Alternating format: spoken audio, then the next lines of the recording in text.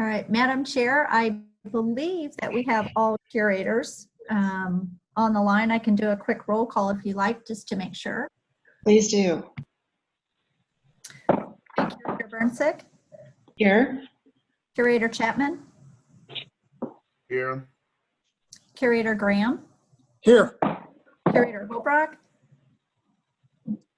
Here. Curator Lehman. Here. Curator Snowden. Here. Curator Steelman. Here. Curator Winokur. Here. And Curator Williams. Here. Wonderful. And I also see Student Representative Welker joining us this morning, as well as President Choi and General Counsel Owens, and a host of other leaders of this university. So, Madam Chair, you have a quorum. All right, thank you, Cindy. And just as a matter of housekeeping, I want to remind everyone to please mute their lines if you're not speaking, because it'll make it a much better experience for everyone listening.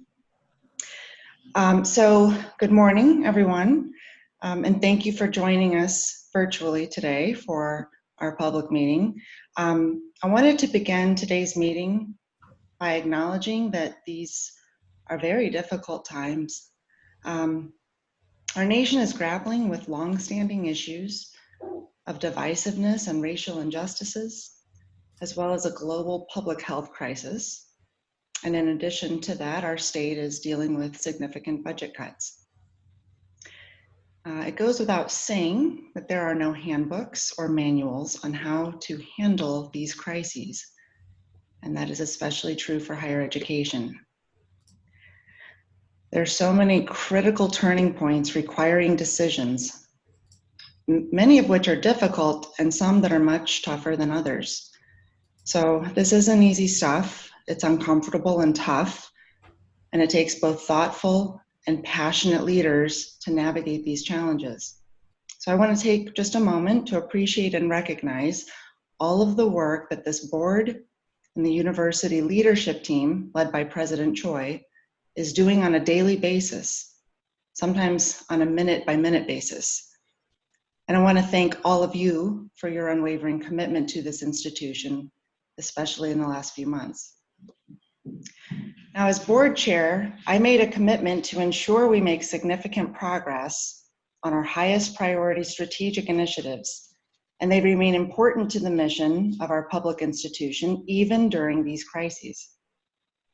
I remain committed to ensuring Missouri does not accept mediocrity from its public research, land-grant university system. To fulfill this, I have encouraged a disciplined approach to continuous improvement, that we do things differently than we have, and that we hold ourselves accountable to delivering on our commitments. Now, later today, we'll celebrate a milestone by topping off the Next Gen Precision Health Institute. And that's exciting. That's good news. This investment will yield life-saving as well as economic benefits for our state and beyond, and should be celebrated. Our e-learning initiative has undoubtedly grown and shifted incredibly since March. The lessons learned and planning happening there will set us up to reach today's students, future students, and those non-traditional students who need higher education to meet them where they are in order to achieve their goals. That is the service mission as a public institution. Today, I want to get back to a conversation we started last April with the curators during our meeting in Rolla. In just a few minutes, you're going to hear from a team of leaders who've taken the use of data analytics to the next level for our faculty to keep track and measure our scholarship and research strengths system-wide. This is exciting and progressive work, and it frankly answers some of the questions and concerns that many of the curators who have served with me over the last couple of years have heard during our time on the board. We've had several conversations with faculty members where we've heard requests and a cry for tools to help them connect with their fellow scholars across the system, and even sometimes on their own campuses, to help them collaborate on research. This tool enables us to better understand our strengths while helping faculty seek grant opportunities that aren't always easy to find without a resource. The integration of the data from MyVita, a faculty information and evaluation tool, with the research and scholarly activity from academic analytics provides a broad picture of the work that our faculty do. This is a new tool to many. I think it just launched in April, but it has clear advantages and endless opportunities. And as a university system, this tool will clearly show our strengths and enable data-driven decisions for investments. I want leadership to take a close, hard look at the data that it will provide us, because I believe it will challenge some assumptions across the full research portfolio. And let's encourage faculty members to leverage this tool to celebrate their work, share their stories, and make connections with those who can enhance the research that builds their careers and furthers the university's mission. What you're about to see really sets the stage for the University of Missouri system to be on the cutting edge of innovation when it comes to data analytics and reporting. From what I understand, this isn't being done at this level by our peers in higher education. That too should be celebrated. Thank you again for your time and attention to important issues we are facing both in the immediate future and continuing our commitment to long-term initiatives that will have a lasting impact on the university and on the state. Now at this time, it is my pleasure to welcome Dr. Kathy Feltz, UM System Senior Director of Institutional Effectiveness, Dr. Chris Riley-Tillman, MU Associate Provost for Institutional Effectiveness, and Dr. Matt Martins, MU Associate Provost for Academic Programs. Together, Kathy, Chris, and Matt will share with you the exciting academic analytics progress. Thank you. Valerie, if we can go ahead and show the slideshow, or do you want me to present from my computer? What's the best way to do that? There we go. Fantastic. Thank you. So today I want to talk to you about some tools that we have leveraged and are using at the University of Missouri across the system to better be able to tell the story of the work that our faculty are doing. And I think that's important both externally and internally. If you can go to the next slide. To start off with, one of the struggles that we have in terms of being able to provide this information is actually gathering it. And so one of the first things that we have done is to utilize a tool that we call across the system MyVita. And this is a tool that is utilized for faculty evaluations. So every year a faculty member has a meeting with their chair, and they talk about, this is all of the different things that I've done across this past year, and these are the things that I want to do and how I want to grow in the upcoming year. Some of the data we're actually able to pull in from our own systems, because so the teaching, course evaluations, research dollars, grant dollars, that's all stuff that we pull in for the faculty members, so they're not having to do that work. There are pieces of information we don't have. When they go out and do provide continuing education credits across the state, or some of the mentoringship that they're doing with their students is not necessarily captured in our systems, and we want to be able to better capture that. But the other piece that comes into this is that there's lots of times when we have different initiatives that pop up. So for instance, out of St. Louis and UMSL, there is what's called the Research Enabled Project, and it is trying to connect businesses with our faculty to do research. Well, instead of having our faculty go into multiple places to provide that information, we're having them go to one centralized location. So what you see here is the breadth of the information that we are collecting from our faculty. And again, they go in and they do it once a year, or they can maintain this throughout the year, but there's just one place where they can go in and tell that story and add that information. Next slide. So what we've then done has been to work with a company known as Academic Analytics. And they are now actually taking this information. They have a large database of articles and publications, grants, other types of scholarly information that they're getting from public resources. And then what they're doing is they're pulling in this information that they're not able to get from those public resources, deduplicating some of that information, and then publishing it publicly on a website that is called scholars.umsystem.edu. And what this does is it really tells sort of this broad picture, again, this broad story of all of the work that we're doing. So what you'll see here is the dashboard that when you log into this website that you'll see, it provides an overview of the activities for the entire system that have gone on for the past 36 months. And it not only has the typical things that we think of, books, articles, book chapters, we're now also collecting things as such as the clinical trials, reporting the counts for those clinical trials, as well as you'll see at the very end, there's art exhibits. And today I just logged in and they had things like educational materials that our faculty are creating, conference proceedings, all of those things are now here. And again, to sort of paint that broad picture of all of the work that our faculty do. And then it starts to highlight it.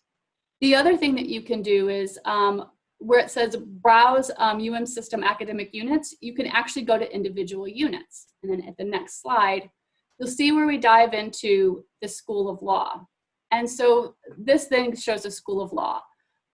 One of the other things we're doing is we're pulling in not just the PhD programs, which is fairly typical, but we also are integrating the School of Medicine and all of their departments, our clinical faculty, and that here too the School of Law is now being highlighted. From here, you can go out and then select individual faculty and take a look at the work that individual faculty are doing. Slide. And so here we see the picture of Professor Oliveri. And Professor Oliveri has done work. We can see her awards. Here, I know one of those awards was actually put in this past weekend into My Vita, and it's already showing up here on this web page. So it really allows our faculty members to be able to manage sort of that public profile as well that tells a story of all the work they do.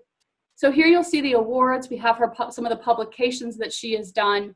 If you go to the next slide, she's also done a lot of engagement work out in the community.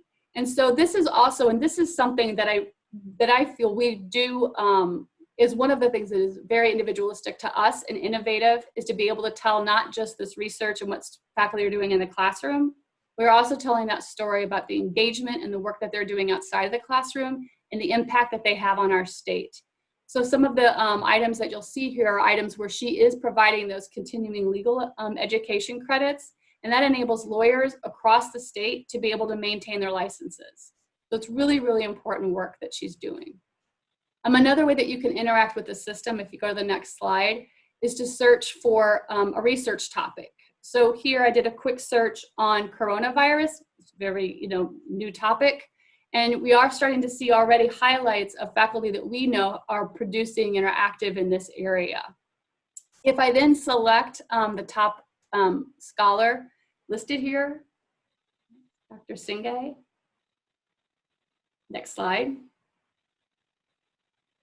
We can also see all the collaborations that he is currently in, and these are works that he has, whether they're articles, the blue lines, or books, grants, the dotted green lines.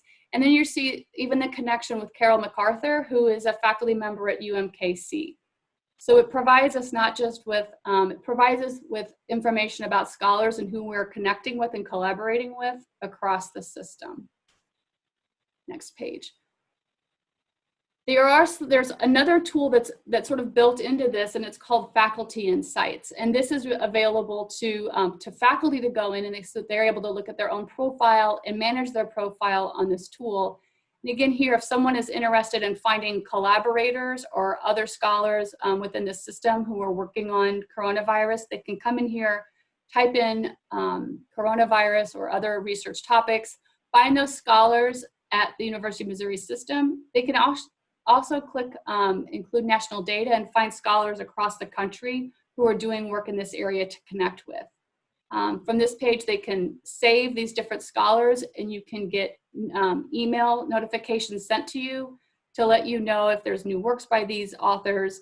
You can save your research, the research that you're interested in, coronavirus, and it'll continue to provide you with information of scholars that are doing work in that area.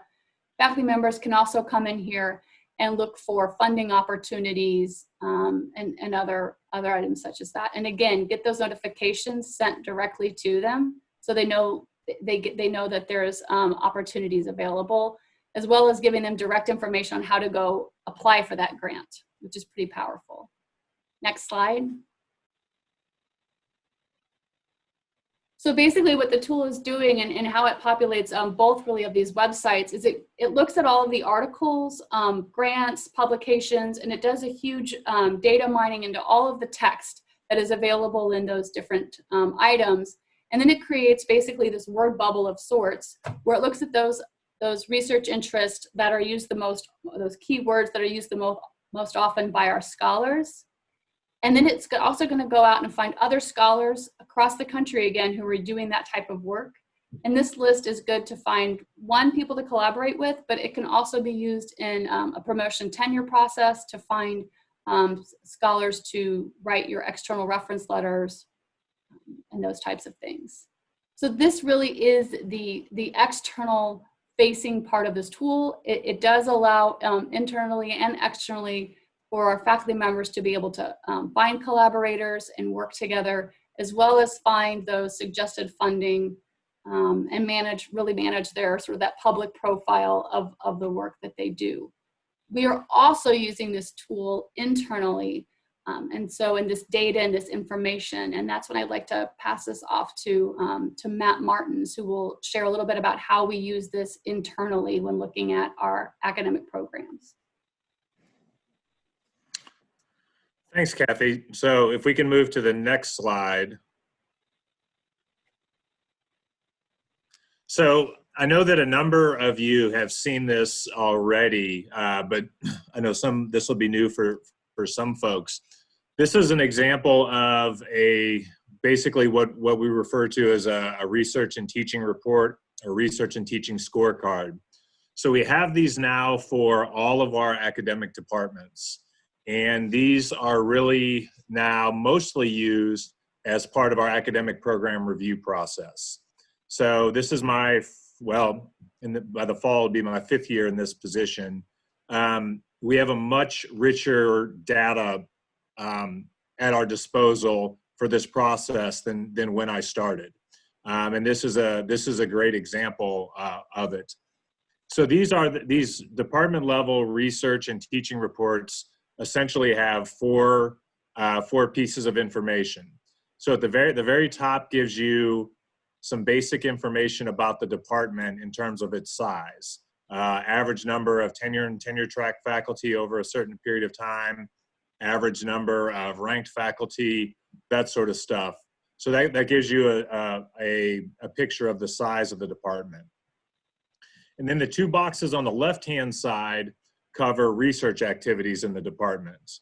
And the one that is the most unique, and going back to this concept of things that we're doing that nobody else is the information in the top left box, which comes from the academic analytics data, where internally we've taken the standardized data that is provided in the academic analytics database itself and converted it to raw numbers for ease of interpretation. And for scholarly products relevant to that department, you'll get to see what's the average number of products for that academic department, and then compared to two important groups. One is other universities that offer the same type of program nationally, and as well as other AAU public universities, which we consider an important comp group. So for example, when you look at average yearly journal articles per faculty. So for this particular department, the average faculty member published a little over 3 articles a year between the years 2015 and 2018. And you can see that's higher than the national mean of 1.62. So all other universities that have this type of program averaged about 1.5 articles per faculty member. And then you see the AAU public average is 1.84. So a little bit higher than the national mean, as one would expect. But then you can see where this department is compared to both of those. So this gives us a snapshot for these research products in terms of how is our department doing compared to both other universities across the country, as well as other AAU public universities. Then the bottom left quadrant contains more detailed grant dollar data. In the interest of time, I'm not going to go into that in detail. We can provide some more information if folks are interested in hearing some more specifics about how those are calculated. And then the right-hand side includes our teaching level data. So we've always had, at number of graduates per year, number of credit hours per year, those sorts of things. But this puts a much richer set of information in one source. So you can see average number of students per year across all different degree programs. We have undergraduate and graduate credits broken out. You get a sense for these numbers per faculty member. So you can see some sort of efficiency information there. Average number of years to degree for PhD students, which is important. So again, the beauty of these reports is that in one place, they give you a pretty good snapshot to start a program review process or a program evaluation process. Now, of course, we have to dig into the details more because there's always idiosyncratic or unique factors about a department. But these are have been a lifesaver and allowed us to do a much better job, I would say, as part of our program review process. And now we're going to transition to Chris, who's going to talk about ways that we have expanded this department level data to now move to the individual faculty level. Thanks, Matt. If we can do the next slide. So what we're going to show next is actually in a final beta version. So this is the last stage of where we're moving this data. It's something which our President Chancellor had asked for a little bit of time ago, and we've been working through it. And it's a logical extrapolation of the department data into the individual faculty level. Obviously, looking at the department level or the program level is important when making unit level decisions, but pragmatically, you have to work at a faculty by faculty level when you're making decisions about where to support or where people need some help. And so this is my card. We're going to show one more from the Office of the Provost since this is still in beta version. It has a similar breakdown. In the upper left box, you get the academic data. What's nice about this, in my view, is you get a good view of the person, but the person in relation to not just the department, but also those national comps. And so if you take my example, I have essentially an average level of productivity in terms of journal articles as compared to my department. My department just happens to be well above average. There's other instances of where we might find average level of productivity in a department, but that department is below average. And so contextualizing both the individual productivity level and the department level and the national level is really quite important. But as a former chair, what I'm looking for in this particular is I want to see areas where faculty are really adding something to the department. So it could be in that upper left box. If you look at my teaching box, there's not an awful lot of productivity. I've been an administrator for a number of years now. I was a chair for a number of years before that. My productivity in this department has been research-based and it has been administrative-based. If I have a faculty member who is having massive levels of production in that upper level right box, that could be something which is quite attractive. Now, if we have faculty who are struggling in all areas, then that brings up something that we would want to focus on and work on. If we switch to the next slide, I want to show an example on the humanities. This is another member of our provost office, Alex Sakarides. And what I like about this card is it shows how this can flex into different disciplines. English is not a journal article profession. It's more focused on books or awards. We can see that Alex's rate of book publication is consistent, in fact, a little bit better than AAU Public. Her award rate is way above AAU Public.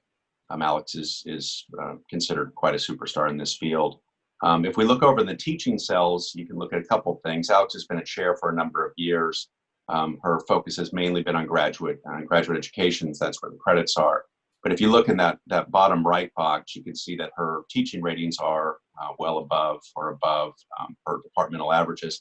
This isn't a surprise. Alex is one of our Kemper winners and is thought of as one of the better teachers at the university or best teachers at the university. So what's nice about this card is it can flex to the particular discipline of the profession and makes sense at that individual faculty member level. So I'm going to go ahead and stop now so that we've got some time for questions and hopefully can provide whatever feedback is useful. Are there any questions for this team? Yes, Chris, Kathy, and Matt, this is a terrific presentation. May I ask you when these tools will be available at the other universities? They are now. Everything was rolled out at the same time.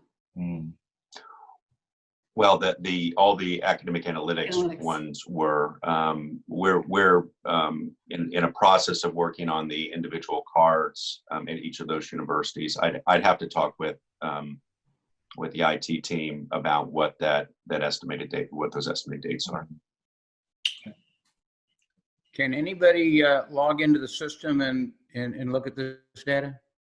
So there are three different pieces here. The first piece is that Kathy talked about. Anybody in the world can see that information. So that's really built to be an external presentation tool and effectively show off as much of our production as possible. When it gets into My Vita, that's at the individual faculty level and their department chair. We can also see that administratively. For the departmental teaching and research cards, those are available to anybody internally at the university. We do not keep those restricted to departments. And so there was a decision maybe 6 months or a year ago that we thought it was quite important that different programs could see what other programs were doing and have an idea of the different levels of productivity.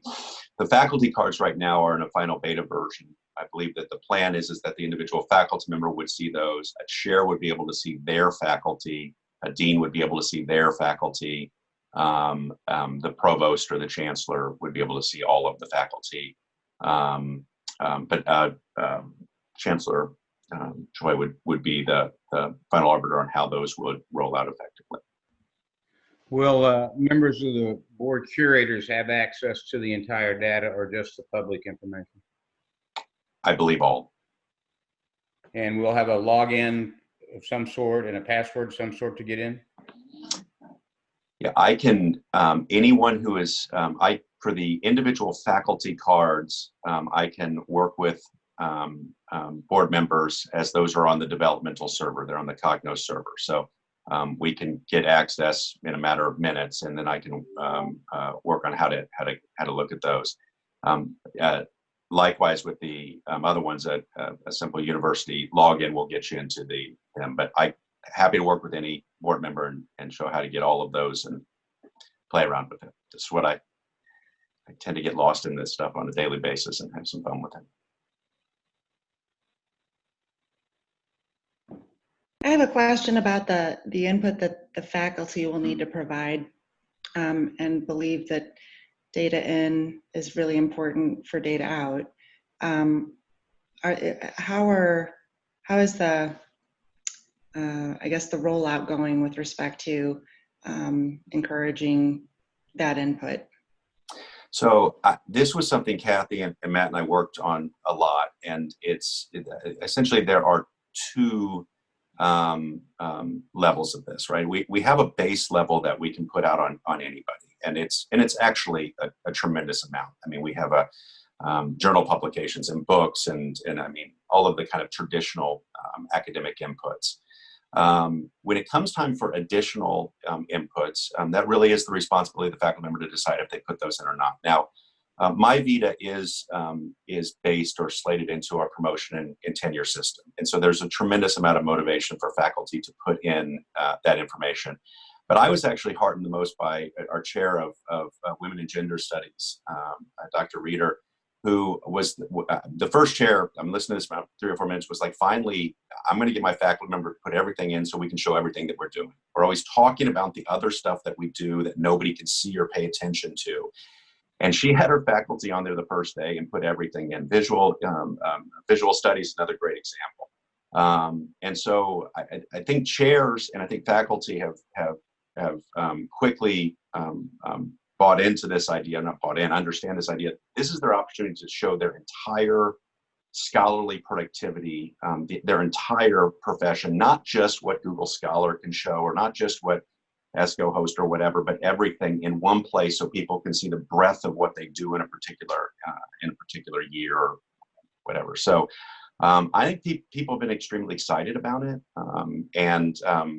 Kathy was showing you, I mean, you pop on there on a daily basis and, I can actually see what law professors are doing beyond just the law review piece. And now, if a faculty member wants to not put information up there, then the base level information that's available will be there. Of course, we'll move in the MyVita data, but that's not the experience that we're getting. Our faculty like to tell people what they do. That's good. And I think it creates opportunities to celebrate, new achievements and share that more broadly in a way that would have been really difficult without a tool, to just celebrate the successes and keep people motivated and morale high. I think that's wonderful. Yeah, the thing, this is kind of a silly example. We know we do some elite level swine research. And so you can pull people in like Tom Spencer, but we also do incredibly important extension work on swine production in the field on a daily basis. And so, the ability to look at the extension application all the way to the base level research. I was talking to folks at Purdue, and they were just blown away that we've got the potential to show the entire breadth of what we do at a broad land grant university. Essentially, no matter who you are as a member of the state, you can look on there and see something, whether it's in education or in agriculture and business, that folks are doing.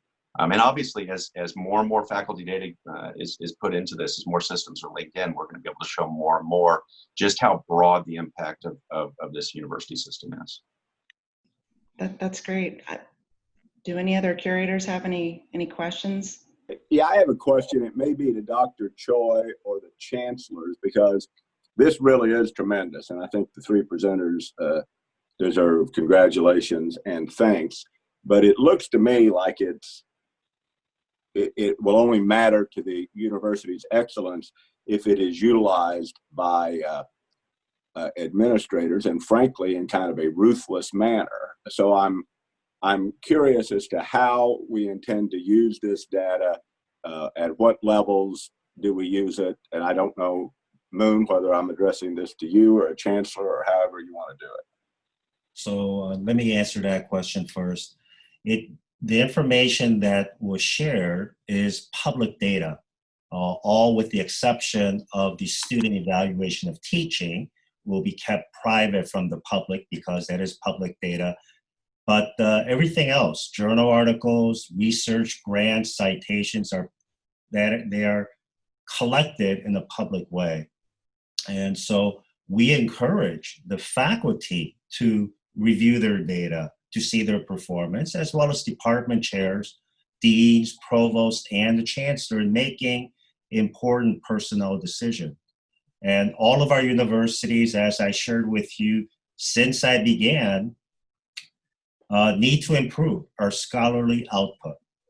Based on the quality of faculty members that we have, we should be producing more in terms of scholarly output, not just research dollars, but journal articles, books, performances, and exhibits that result in a higher reputation for the university.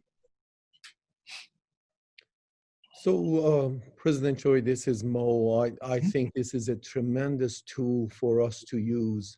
I am particularly encouraged by the fact that we might be able to identify collaborative capabilities. I mean, if this tool can be used in research data, asset management, if we can figure out who's got all the tools for multi-scale imaging, for example, and if we are writing a proposal at SNT here and we need to have capabilities that we need to put in the proposal, and those capabilities exist in other places, whether in equipment, laboratory facilities, or scholars that are suitable for our team, this will enable us not only in seeing what we are doing, but what others are doing and how we can use their capabilities in a collaborative manner for our purposes as well.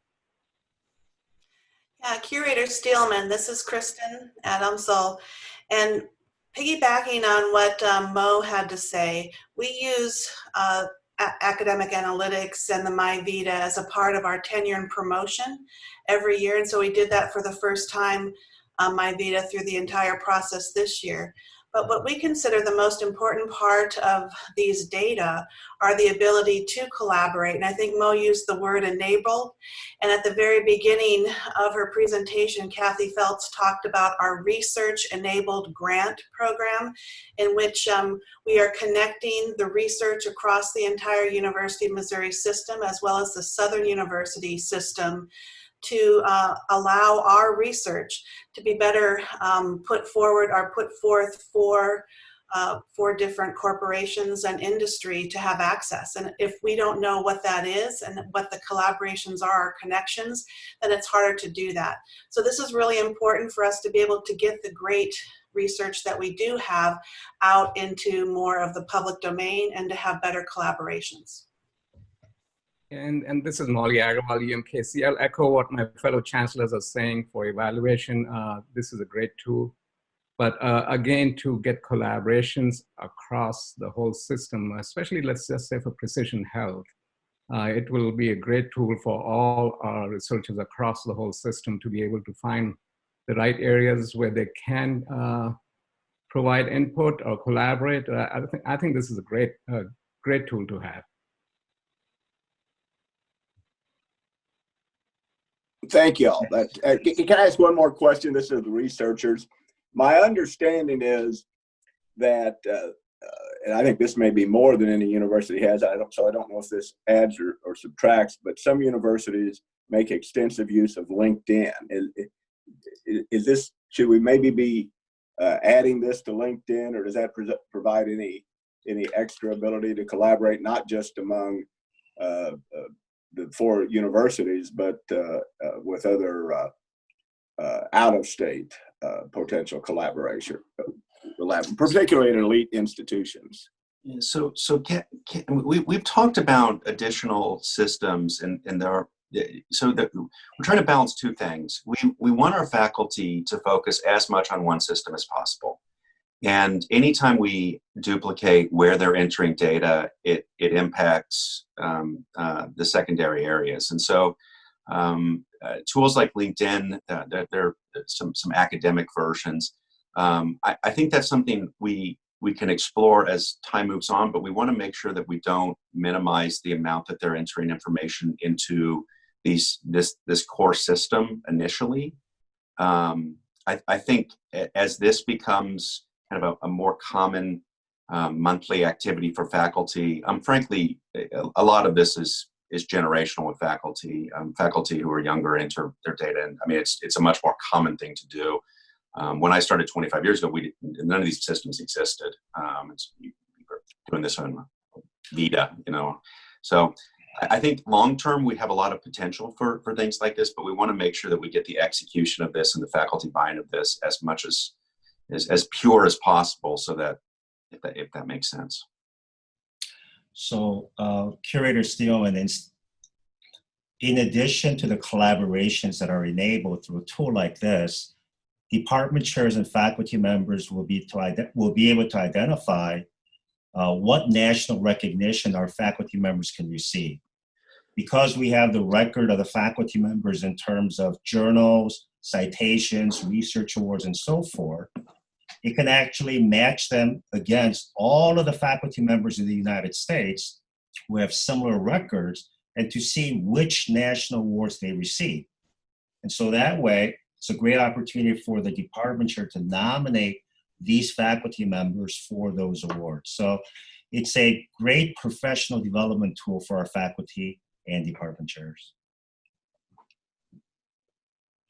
And I just want to add one thing, the faculty insight tool and that ability to find scholars, That's also available not just to faculty, but to anyone who has that missouri.edu or umsl.edu, UMKC, msnt.edu email. So it's available to graduate students. Graduate students can find funding opportunities. Graduate students can go out and find faculty to partner with. So it's great not just for research productivity, but also building those opportunities and those relationships and those networks for our postdocs and graduate students as well, which I think is really important.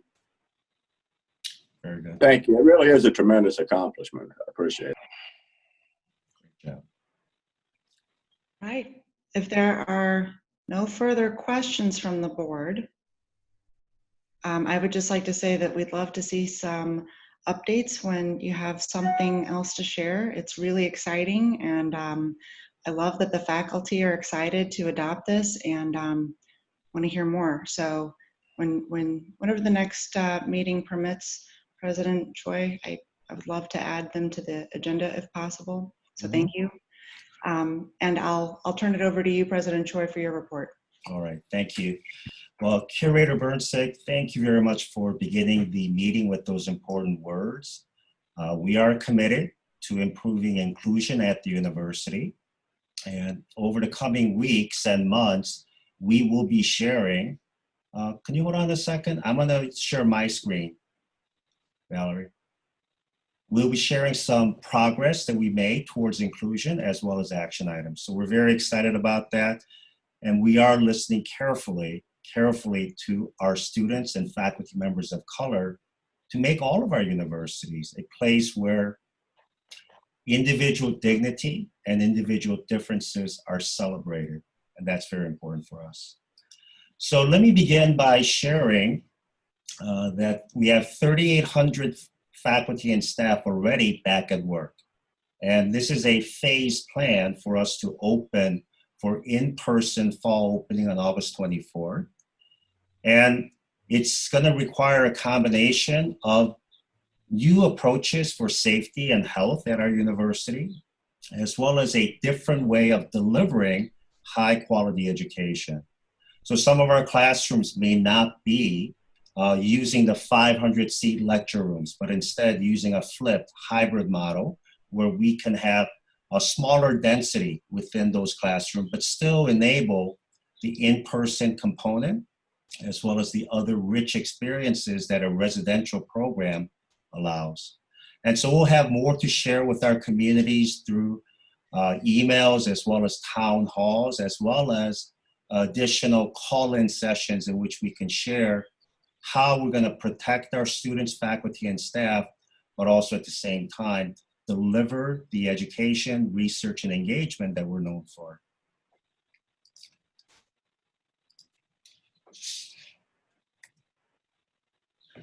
Let me share a few words about student success. And you may recall about a year ago, or maybe last September, we looked at the US News and World Report rankings for our universities. And we all agreed that the rankings did not accurately reflect our quality. Now, after that meeting in September, we decided to convene a group, a task force that includes members from all 4 universities to evaluate how we can present the best case for our performance. Now, in US News and World Report, the rankings are determined by different weighted factors, such as financial resources, student excellence, faculty resources, as well as alumni giving and peer evaluation.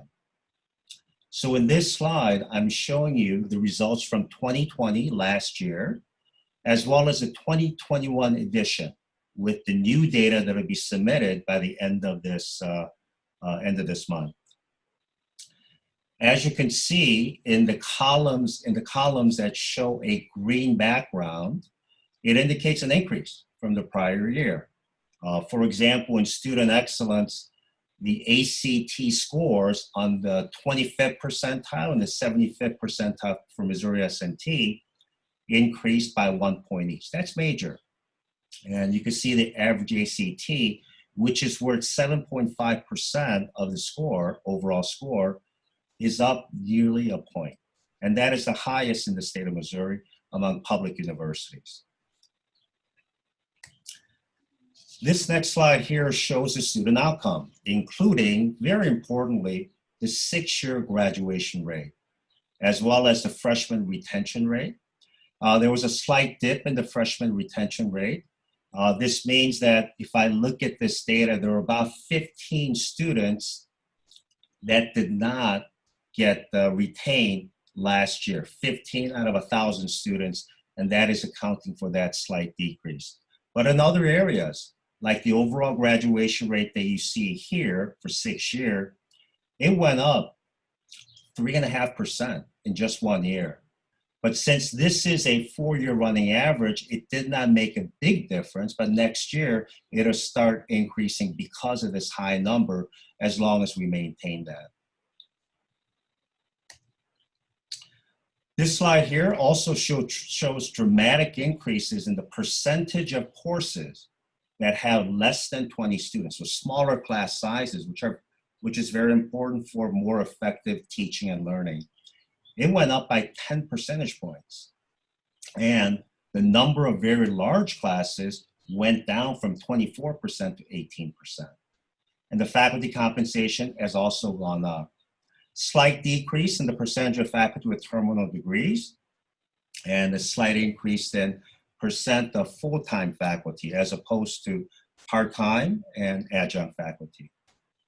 The reason that all of this is important for me to share with the board is that what drives the rankings is rooted in the financial resources of the university.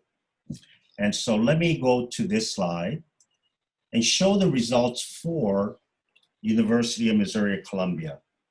And as you can see from this slide, I have data from 2005 through 2020. And the 2020 columns are not populated because we're still waiting for the data.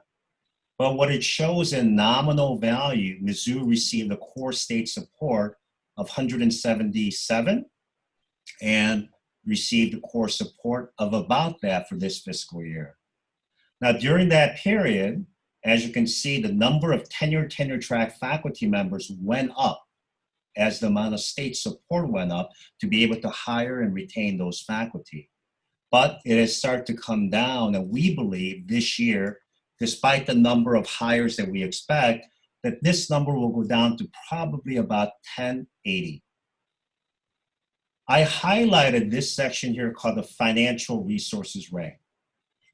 While it is only worth 10%, it drives all of the other rankings because with the financial resources rank, you have the ability to provide more faculty resources, more faculty compensation, more advisors, and smaller class sizes that lead to higher graduation rates.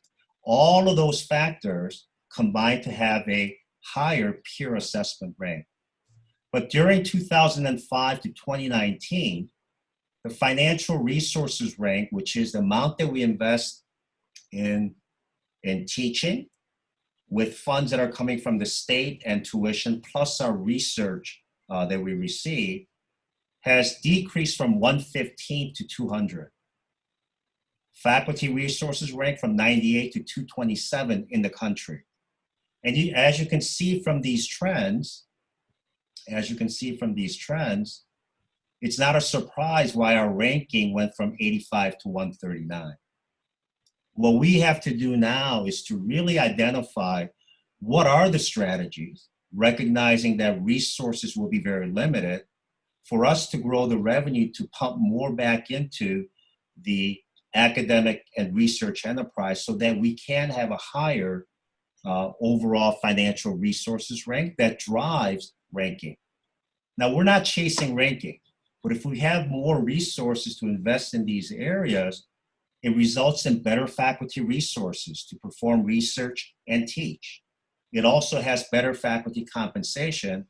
And as I shared with you on numerous occasions, our faculty salaries and staff salaries are typically in the bottom 5th quintile when compared to our peers nationwide. And so at the back of this presentation that I'll share and that'll be available on the website, I have the US News and World ranking for the other 3 universities so we can see how we are performing.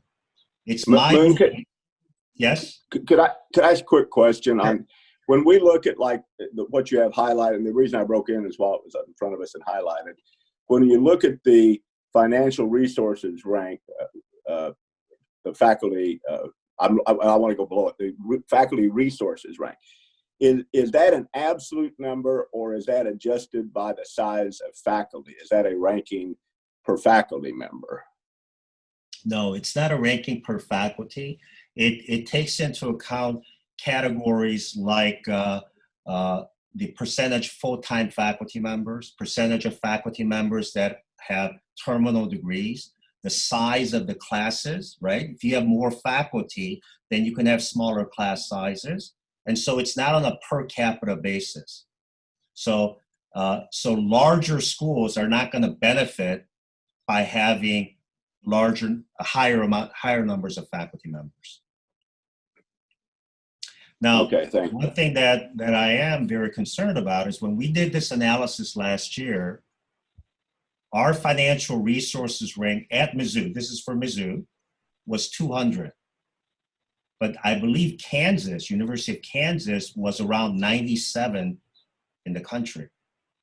And so there is a great need for us to grow that revenue in very compelling ways so that we can pump that money back into our academic and research enterprise if we want to become a university that is ranked among the top universities in the country. Any questions before I move on?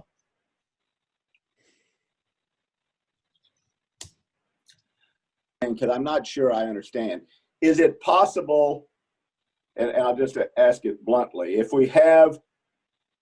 it possible to consolidate programs or eliminate programs that may not be as successful in either terms of scholarship or teaching, and to devote those resources into other programs and or departments and increase that rank? That's what I'm a little curious about. Because obviously we have to grow revenue. I'm not saying we shouldn't, but is it also possible to address this by consolidation or elimination? I'm trying to think about that question because there are some unintended consequences when we do that. But if you're saying, are there programs that are not performing at the levels that we expect, and then put those resources into those programs in which we have better student graduation rates or higher levels of scholarly productivity, of course, all of those things will help either directly in these rankings or in the peer assessment rank. And the peer assessment ranks are from the surveys of chancellors, presidents, and provosts. So the higher research productivity will also increase in that area. And provosts and chancellors also know which universities have typically very high 6-year graduation rates. So all of those factors combined. So the answer to that is yes. Okay, thank you very much. Okay. Moon, this is Daryl. Quick question here. Do you have a sense for 2020 if our trajectory is changing? Because it seems like this is a downward trend in the rankings. Do you have any access to that data to give us a sense of whether we are changing our trajectory? Yeah, we do. And if I can have a little more time, Chair Bernsick, let me go to, okay. So this actually shows that, I'm pointing here, that in these areas where the rankings occur, if you can see that, the numbers are going up. And so the 21 edition that we put here will be the data for 2021. That would go in this box here.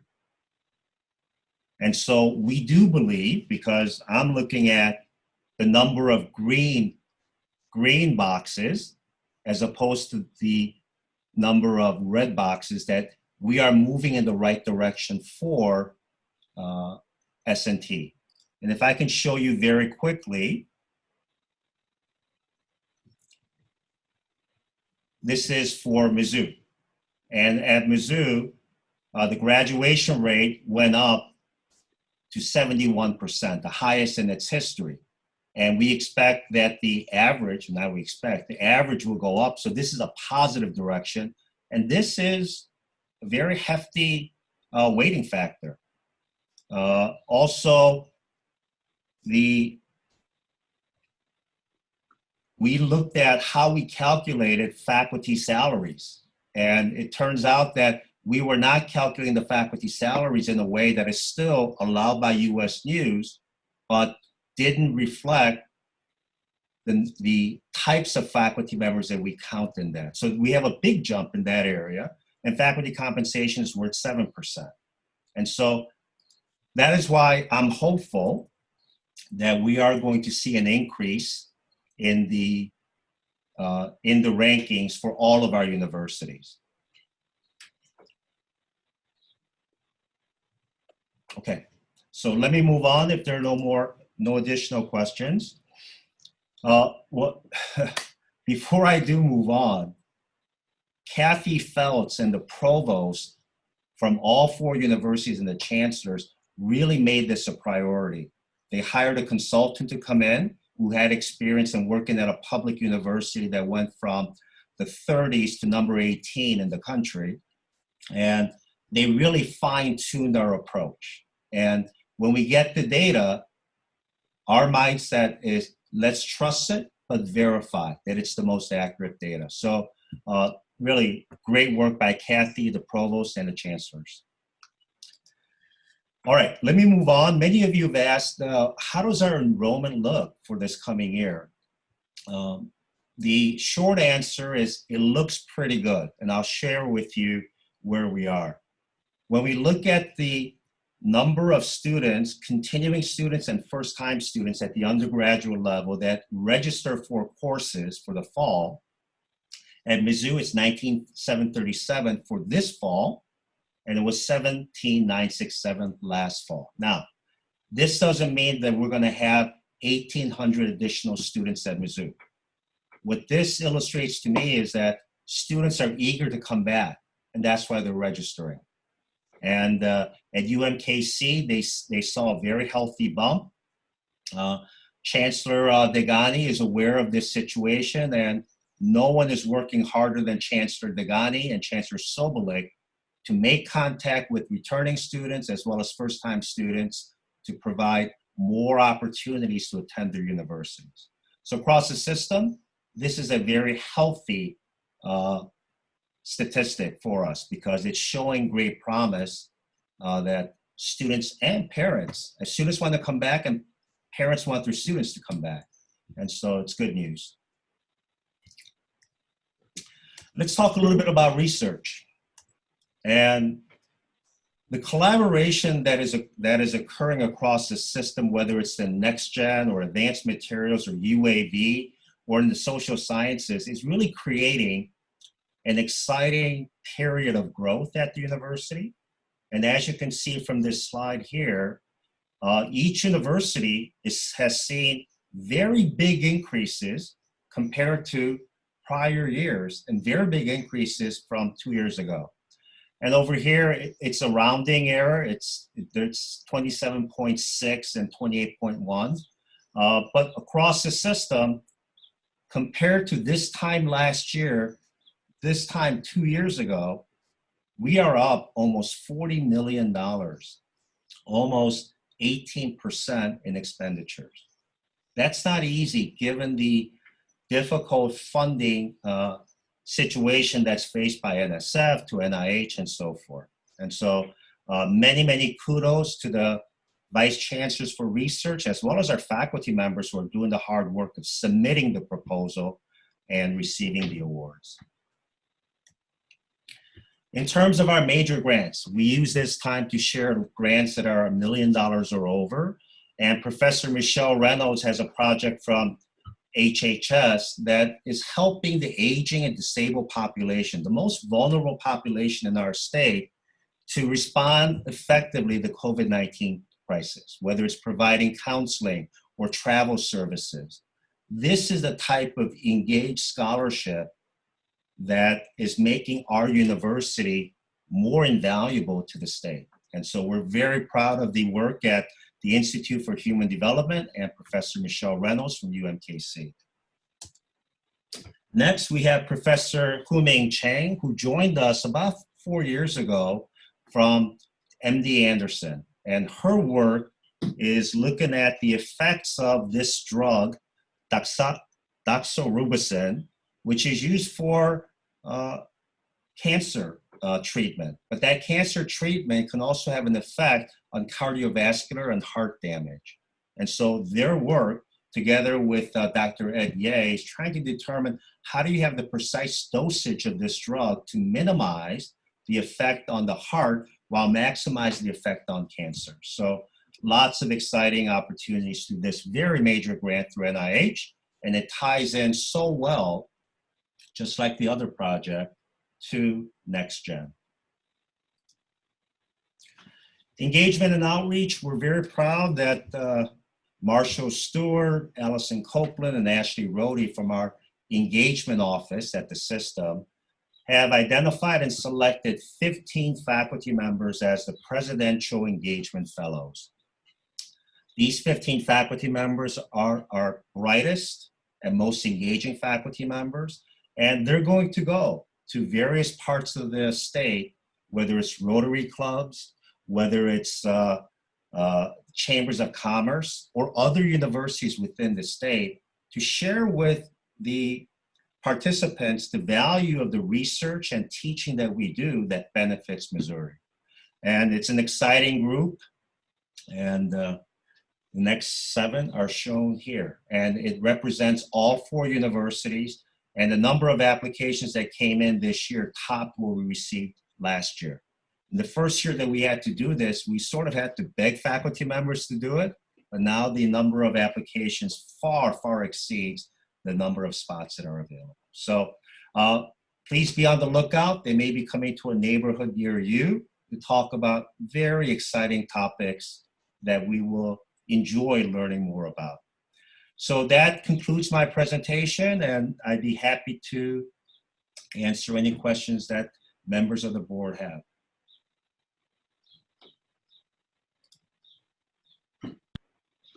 All right, if there are no questions for President Choi at this time, I think we'll turn to the consent agenda. Are there any questions related to the consent agenda, or can I get a motion and a second to approve it?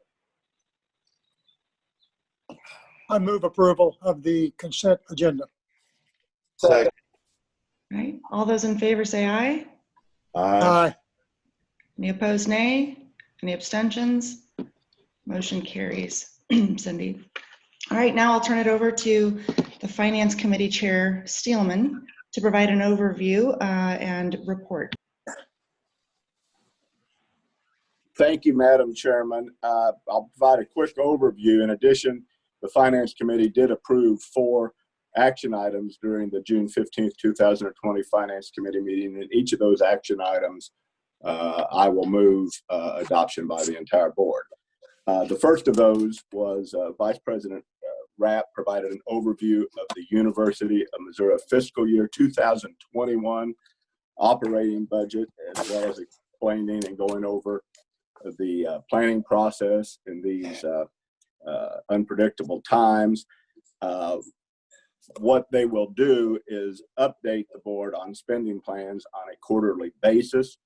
In addition, you will notice in your written materials that the board has built in revenue contingencies that are being budgeted for, such as the anticipation that state budget is under such a shortfall that we may not receive our payments, which are a considerable amount of our revenue.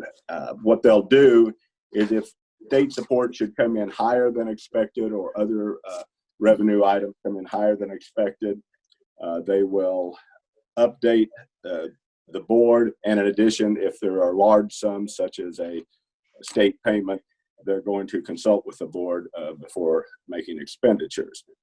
Before the pandemic, the university was on track to achieve all targeted financial performances. Since the pandemic, the university We'll still have a positive net operating margin for fiscal year 2020, but we need to understand and recognize that that is mostly driven by our health care. And for purposes of planning, those of us have discussed many times, and Curator Graham knows healthcare is always a little unpredictable in the best of times because of the need for public expenditures. The budgets are all built on the assumption that each university will open in the fall and conduct a normal academic year. Now that's going to have to be evaluated if there are problems or the pandemic reemerges, but I want the board to understand, for example, at Mizzou alone, if we would make a decision not to come back after the Thanksgiving break, that will cost Mizzou by itself approximately $2.8 million a week. And again, there are contingencies built in, but those are serious consequences.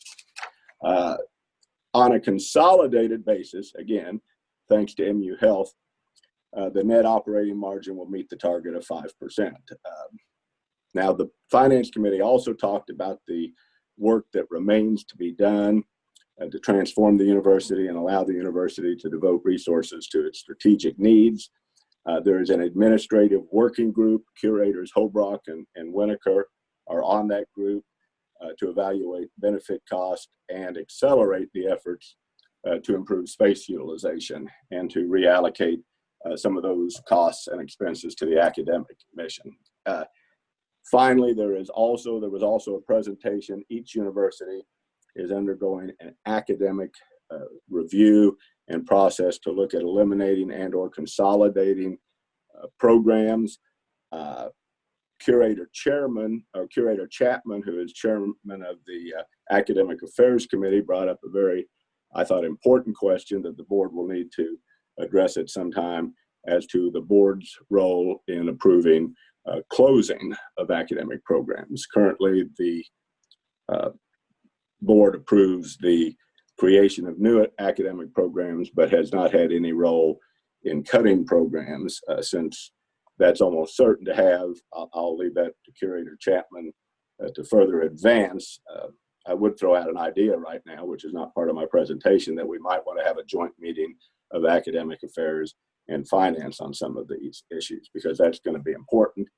And moving forward, of course, the board will continue to hold the president, chancellors, and CFOs accountable for performance, meeting the margin, and making sure that resources are allocated to strategic initiatives. Are there any questions? Okay. Since there are no questions, Madam Chair, on behalf of the Finance Committee, I move to recommend to the full board the approval of the University of Missouri fiscal year 2021 operating budget as outlined in the materials before you, which includes consulting with the board on and informing the board if some of our anticipated revenue contingencies actually come through more than budgeted.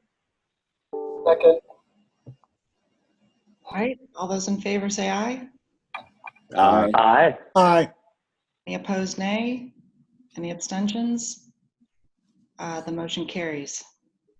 Thank you, Madam Chair. The second item, which will be an action item, is Ryan also provided an overview of the University of Missouri fiscal year 2022 state appropriations request for operations. That request is the same. Ryan, correct me if I'm wrong. I think it's basically identical to the request made for fiscal year 2021, which is seeking to maintain core appropriation and includes $10 million for precision medicine. Is that right, Ryan? That is correct. Any questions? Madam Chair, since there are no questions, on behalf of the Finance Committee, I move to recommend to the full board the approval of the fiscal year 2022 state appropriations request for operations as outlined in the materials that were mailed. Can I get a second? Second. All right, all those in favor signify by saying aye. Aye. Aye. Any opposed, nay? Any abstentions? Motion carries. The next action item, which will be recommended to the board, is the Finance Committee considered and approved Ryan's presentation for 2021 tuition and required fee recommendations. Before getting to that, we spent quite a bit of time hearing a presentation on the university's plans to move forward to alter the current tuition and fee models to include both differential tuition that will align the cost of the degree with the demand for the degree. For example, accounting right now at the School of Business, I think, is always, there are more applicants for places than exist. And additionally, Mizzou and S&T are planning to move to what's known as a plateau tuition model that they hope will improve tuition or retention and time to graduation, but those aren't till next year. But I think, speaking for me personally, the approval of the tuition increases, which are modest, was still made easier knowing that they're moving forward to modernize our tuition approach. For the upcoming academic year, and this will be the action item, the university is proposing a mere inflationary increase to the majority of tuition and mandatory fees. Frankly, we always want to look at holding tuition down, but given the shortfalls we have, this increased revenue is absolutely mandatory to maintain our mission, in my opinion. And that, to the majority of that, is strictly the cost of tuition, which I think is 2.3%, Brian. Do I have that accurate? I want to make sure I do. Yes, that is correct. Because I didn't want to. Any questions from board members on tuition increases? This next motion will be a tuition increase motion.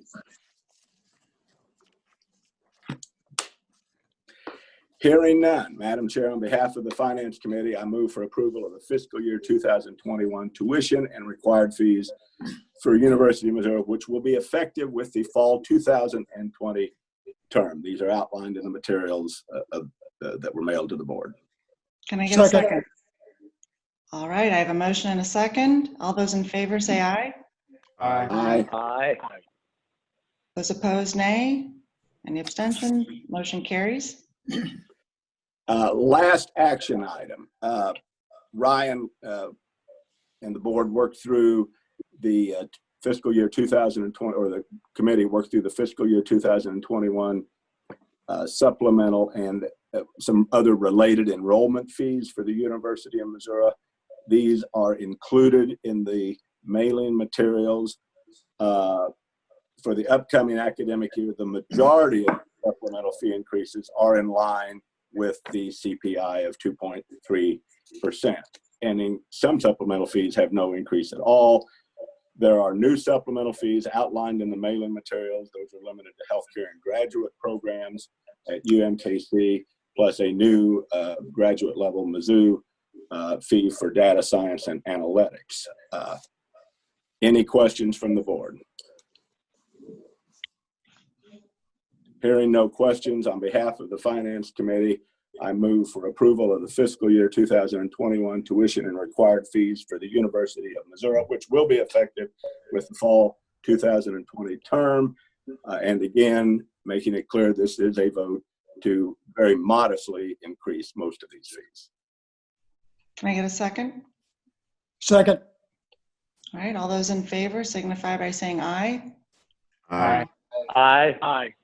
Any opposed? Any abstentions? Motion carries. Madam Chair, thank you to you and the members of the board for approval of the Finance Committee's work, and that concludes the report and the action items of the Finance Committee. Thank you, Curator Steelman.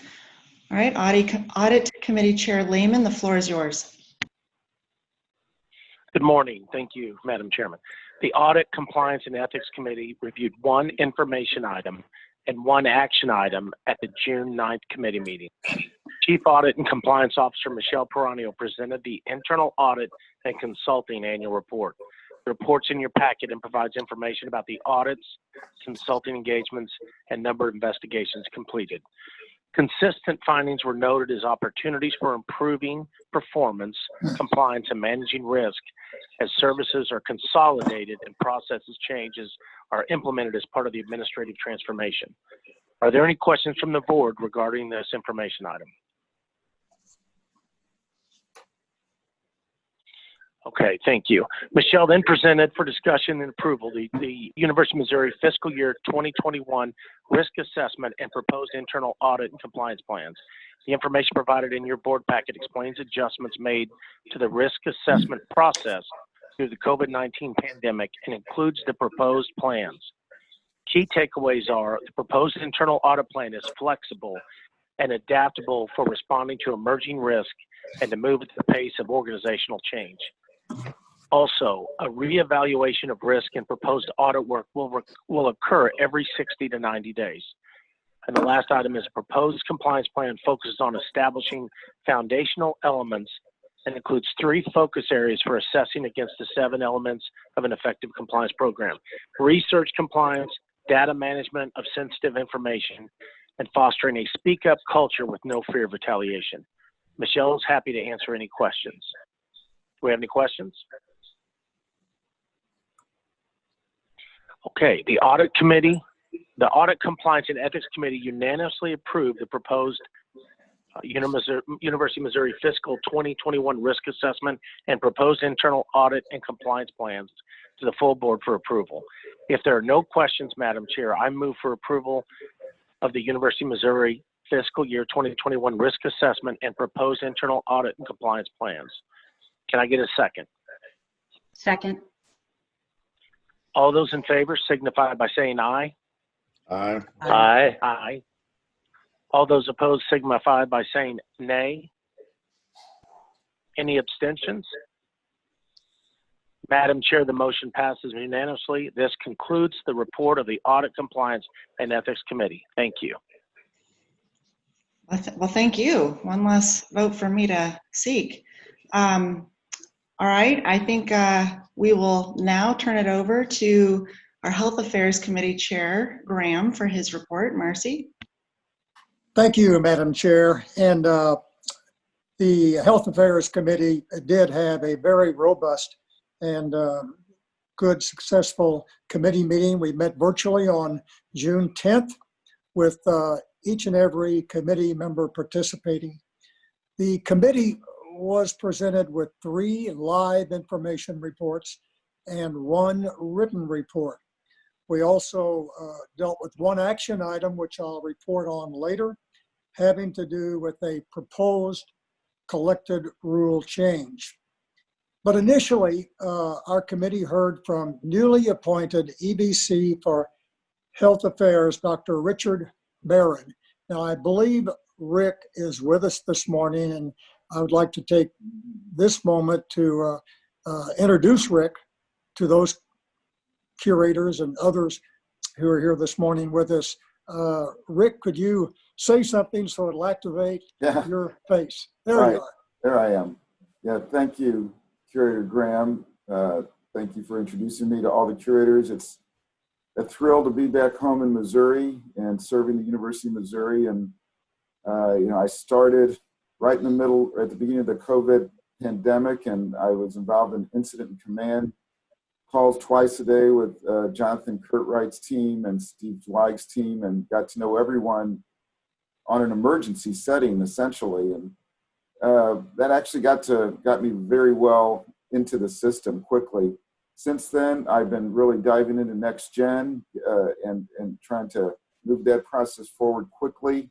And I've been working very closely with Steve Zweig to try to bring in some more talent to the university so we can increase those academic productivity numbers. So it's just been a thrill to work with the Health Affairs Committee, and thank you for allowing me to say a few words, Marcy. I appreciate that.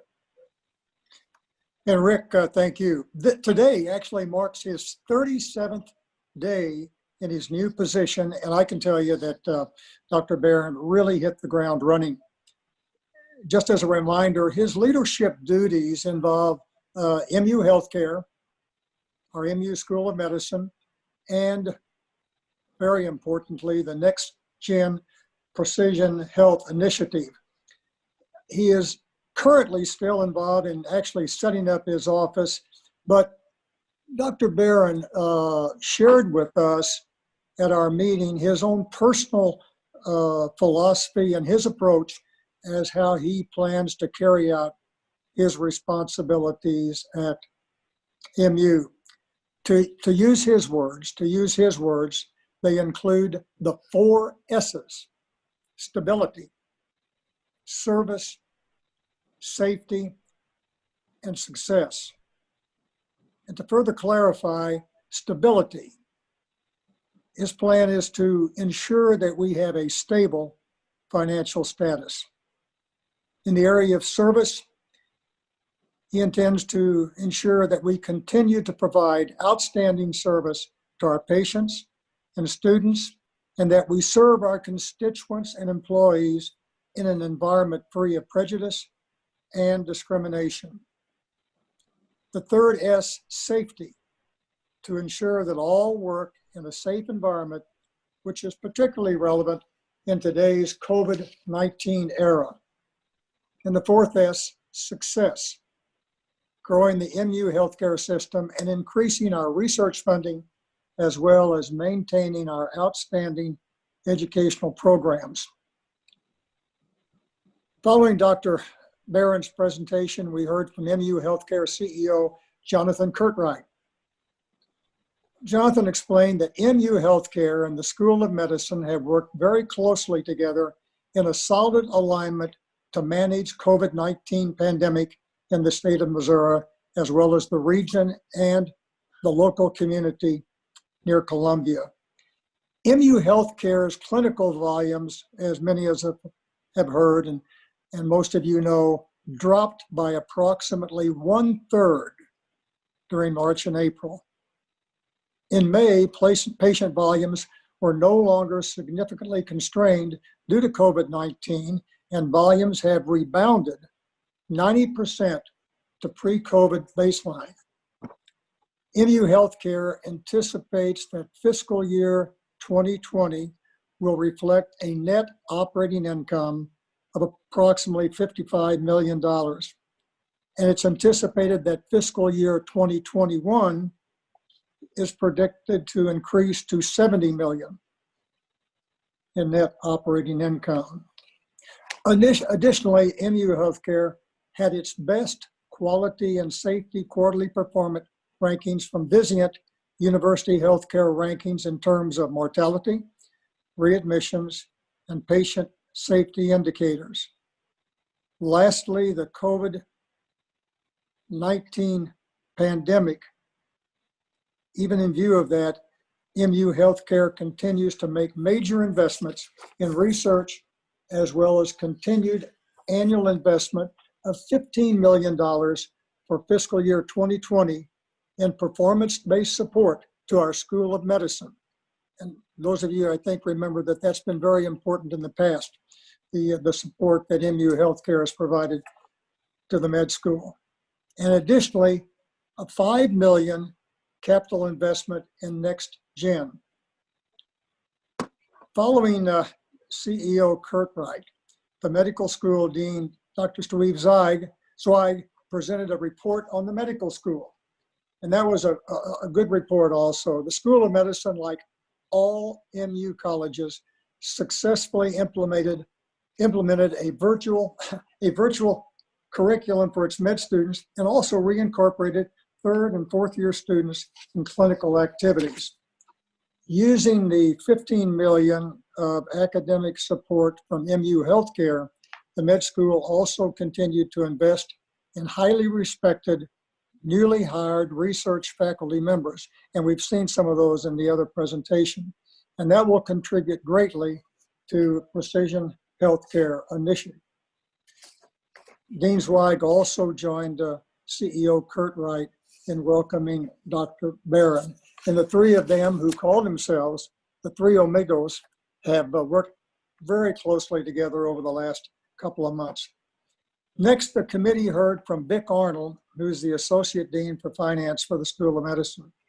And through a series of operational and personnel management strategic tactics, the school has effectively addressed the short-term financial realities of reductions in state funding and the impact associated with the COVID response. MU Healthcare is currently working on longer-term solutions to carefully manage both expense and revenue going forward into fiscal year 21 and behind. The good news is that because of the collaboration within the organization and the execution of re-emergent plans, the medical school will end the fiscal year 2020 at a break-even level. Next, the committee considered and reviewed a written report submitted by Jennifer May, who's our Chief Compliance Officer, and that written report was distributed with the materials you received earlier from Cindy. At this point, are there any questions about the Health Affairs Committee's informational items, which I just addressed? Okay, if not, I want to address now the one action item, which was part of an important part of the committee's agenda. And this has to do with a recommended amendment to Collected Rule and Regulation 440.040 related to the University Physicians Medical Practice Plan. And again, in your written materials, you've received this and hopefully they had a chance to look at it. Okay, currently CRR 440.040 authorizes the entity we refer to as university physicians to contract, bill, collect, and negotiate clinical services on behalf of School of Medicine faculty. At the time of its inception of this rule back in the 70s, the curators at that time did not anticipate including non-faculty physicians among the university physicians membership. Times have changed. The current regulatory and financial landscape of healthcare in America is driving healthcare systems such as ours to expand our base of clinical care. This is in order to be held responsible for and take financial risk for the health outcomes of entire swaths of the population. These arrangements are only tenable if MU Healthcare substantially increases its scale. In addition, increasing specialization in medical schools requires larger populations to draw from in order to provide the necessary volume for several specialty training programs, such as pediatric neurosurgery, transplant surgery, and other similar highly specialized practices. Okay, the proposed changes in Collected Rule 440.040 today will allow university physicians, that group of university physicians, to bring on non-faculty physicians or groups of physicians whose only mission might be to provide some aspect of care for our patients and may not include teaching or doing research. The proposed change also allows for the chairman of university physicians, with the agreement of the School of Medicine Dean and the EVC for Health Affairs, to provide for representation of such physicians on the UP Management Committee. Additionally, this proposed change also specifies that any clinical compensation would be authorized under existing CRR 36150, which is the provision authorizing our current incentive comp for our mid-level providers. It's anticipated that this change in the rule will give greater flexibility to add providers and subspecialties of those strategic needs, as well as to contemplate addition of entire groups of physicians if only this furthers our mission. This proposal for a collected rule change was unanimously approved by the committee. And I need to tell the committee that representatives from the School of Medicine and university physicians appeared before the committee and explained the reasons and the need for this collected rule change. Having said that, are there any questions about the proposed rule change? And I know that Jonathan, or Rick, or Steve Zweig here who'll be glad to answer those questions. Hearing no questions or needing no further explanation, Madam Chair, I move that the proposed amendment to CRR 440.040 pertaining to university physicians' medical practice plan be approved as presented in the materials distributed for our meeting here today. Can I get a second from the full board? Second. All right, all those in favor say aye. Aye. Aye. Any opposed, nay? Any abstentions? Motion carries. Madam Chair, this concludes the report of the Healthcare Affairs Committee. All right. Thank you, Curator Graham. I think now we will move to the Academic Student Affairs Research and Economic Development Committee Chair, Chapman's report. Good morning, everyone. The Academic Student Affairs and Research and Economic Development Committee discussed 2 informational items and 1 action item at the committee meeting on June 10th, 2020. As far as the NCAA rules education, that was our first informational item. Andy Humes, Executive Associate Athletic Director for Compliance, joined by other campus athletic compliance officers, presented NCAA rules education to the committee, which was very useful, by the way. The presentation gave an overview of NCAA rules as they relate to recruiting and institutional responsibility. It was informative and provided guidance for curators as well as our alumni and other interested constituent groups. We'll have a more detailed compliance report from our athletic department at the October meeting. We'll go over that report at that time. Any questions on that informational item? Okay, so the second informational item was the 2020 and 2021 academic year calendars. So after working with the COVID-19 planning groups and respective faculty councils, all 4 universities plan to start the fall semester on the original start date of August 24th, but to keep fully informed of public health conditions and make changes as appropriate, which is a good course of action. This might include options such as offering many blended or hybrid or fully online courses, completing the face-to-face component of the coursework by Thanksgiving, and finishing any remaining course sessions, assessment, or final exams online as appropriate. University of Missouri administration will continue to draw on guidance from public health officials to make decisions that focus on providing a high-quality learning experience as well as a safe environment for our students and university employees. Are there any questions from members of the board related to the informational items? Hearing no questions, let me ask you this. As far as that NCAA educational piece that we had, the rules education, I'm surprised that we're not presenting that to the whole board. Is there a way that, I think that all the board members need to hear that, is there a way to make sure that that information is provided to the full board at some point in time? Curator Chapman, Moon, I can take that.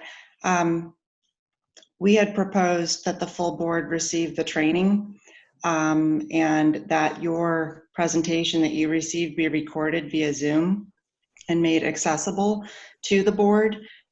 We'll take that up with you separately, but the reason we didn't have the presentation to the full board here is because we just felt it'd be a really long day with the virtual setup that we have, but it is our intention to have that training provided to the full board, to your point. Oh, thanks, Julia.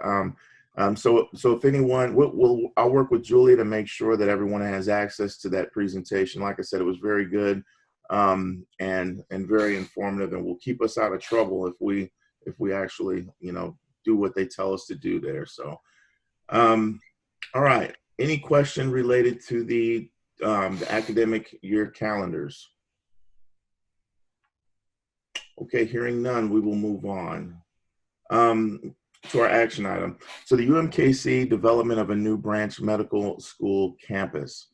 To combat primary care physician workforce shortages, the UMKC School of Medicine is planning the development of an additional location in St. Joseph, Missouri to recruit, prepare, and encourage graduates to become part of the primary healthcare community in rural Missouri counties. The strategic goals of the UMKC School of Medicine and St. Joseph Mosaic Life Care are aligned on their mission to provide high quality primary care for the people in the northwestern area of Missouri. Development of a new branch medical school campus will also simultaneously contribute to the growth and vitality of the St. Joseph community. And ultimately, the success of the initiative will be judged by the ability to increase the number of much needed healthcare practitioners who reside and serve rural Missouri communities. After an engaging discussion, the motion passed unanimously at the committee meeting on June 10th. Are there any questions from members of the board regarding this action item? Hearing none, I did have one comment that I wanted to raise to the board about this topic. We did mention, I'm not on the Health Affairs Committee, but I do believe that information such as this might be a good informational item for the Health Affairs Committee to make sure that we're all on the same page, and that the Health Affairs Committee, which I understand focuses on MU Health, you can make sure that, or at least collaborate, so that we don't have, put some potential overlap. Marcy, what are your thoughts on that, on receiving this as an informational item? Well, certainly that's something that seems to make sense, and we can talk about that. We will be looking probably in November, December, re-looking at some of our committee charters, and I know there's been some discussion, both pro and con, of modifying the charter of the Health Affairs Committee. So, yeah, I think that's worthy of looking at. Okay, sounds good. All right, are there any questions from the board? Okay, hearing none, if there's no further discussion, Madam Chair, I move that the development of a new UMKC branch medical school campus in St. Joseph, Missouri be approved. Can I get a second? Second. Second. All those in favor, say aye. Aye. Aye. Aye. Opposed? Abstentions? Motion carries. All right, Madam Chair, this concludes my chair report for the Academic, Student Affairs, and Research and Economic Development Committee. Thank you. Thank you, Curator Chapman. You got us back on track. We were running a little bit over schedule. Now we're back on, and I'm pleased to say we all get a break. So if you all could just come back at 10:15, or I guess 10:20 is when we're going to start the general business segment. We'll get about maybe an 11-minute break. So stretch your legs, make some calls, do what you got to do, and we'll see you back here in just a little over 10 minutes. All right, Cindy, I think it's about 10:20. Are you able to see whether the curators have rejoined the meeting? Let me scroll through. Looks like people will just have to turn their video back on or unmute.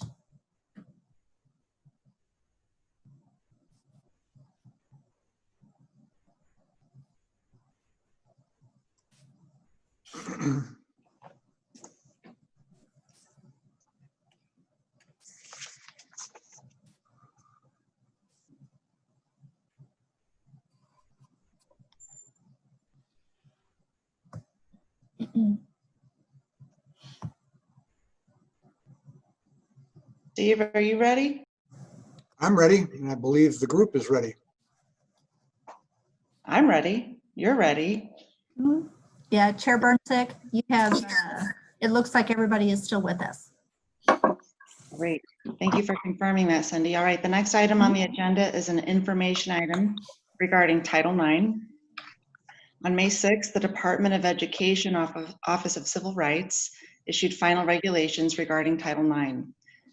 The new regs are sweeping in scope and must be implemented fairly quickly by August 24th. So we thought we would take this opportunity to briefly inform the board about the university's Title IX program, some of the requirements of the new regulations, and the next steps in meeting the implementation deadline.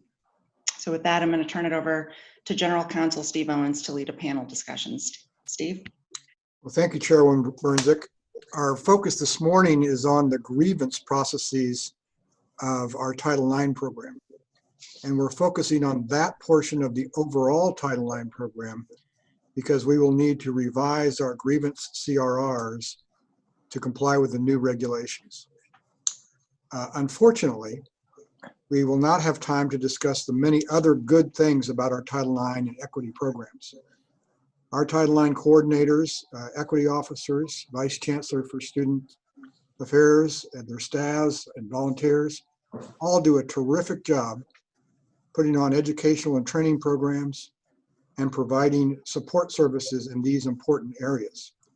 And I didn't want to go further in today's discussion without acknowledging up front the good work that they do throughout the university and the competent and caring way in which they do their work. As for today's presentation, next slide, please, Valerie. I'll give you a quick overview of Title IX, its evolution, and how higher education has responded to it. Vice President Marcia Fisher will discuss how the University of Missouri in particular responded to Title IX requirements and describe the development of our current grievance rules. System Title IX Coordinator Cecily Hicks and MU Title IX Coordinator Andy Hayes will provide you with some statistical information. We have left the heavy lifting to University Counsel Kathy Bunn, who will describe some of the new regulations. And I will conclude with what we see as the next steps in revising existing CRRs to conform with the new regulations by August 14. Also available to you today are Title IX coordinators from UMKC, Missouri S&T, UMSL, and MU Health in case you have any questions of them. The next slide, please. So with regard to Title IX, Title IX was enacted in 1972.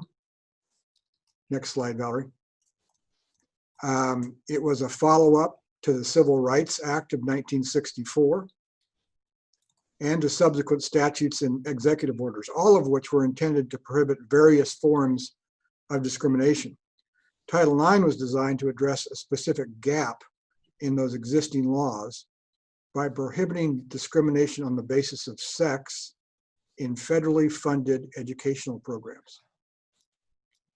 The language of Title IX is short and straightforward. It appears on your screen, but it says, no person in the United States shall, on the basis of sex, be excluded from participation in, be denied the benefits of, or be subjected to discrimination under any educational program or activity receiving federal financial assistance. A few years later, in 1975, regulations were promulgated that require recipients, and that, you'll hear that term used today, that's a reference to colleges and universities that receive federal funding. But in 75, regulations were promulgated that required recipients of federal funding to adopt and publish grievance procedures for the prompt and equitable resolution of complaints of discrimination based on sex. The early focus of Title IX efforts was on gender equity in athletic programs.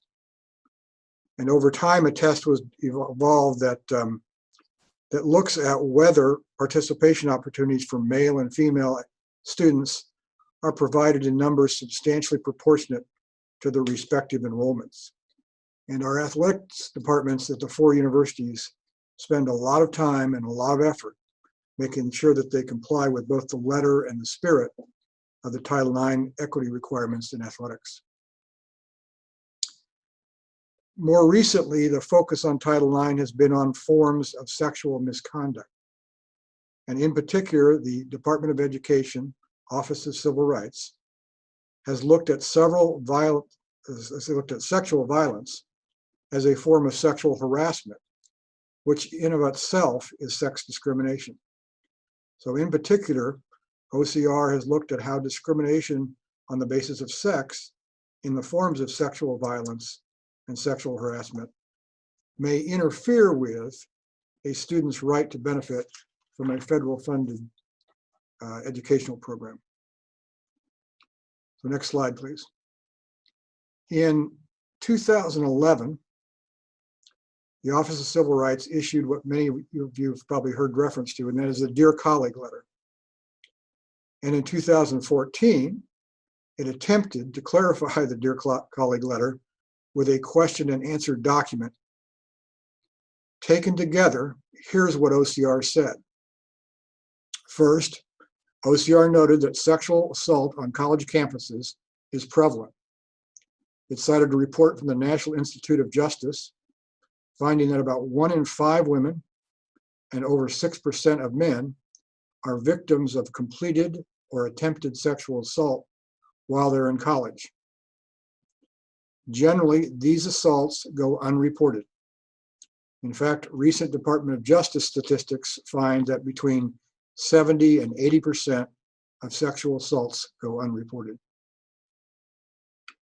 Second, OCR noted that sexual harassment and sexual violence, quote, interferes with a student's right to receive an education free from discrimination, end quote.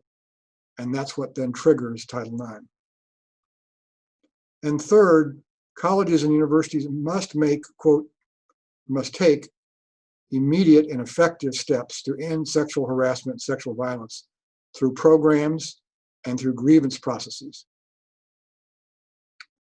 OCR also set out what it thought an institution's Title IX program and process should look like. And among other things, it required or strongly recommended the following.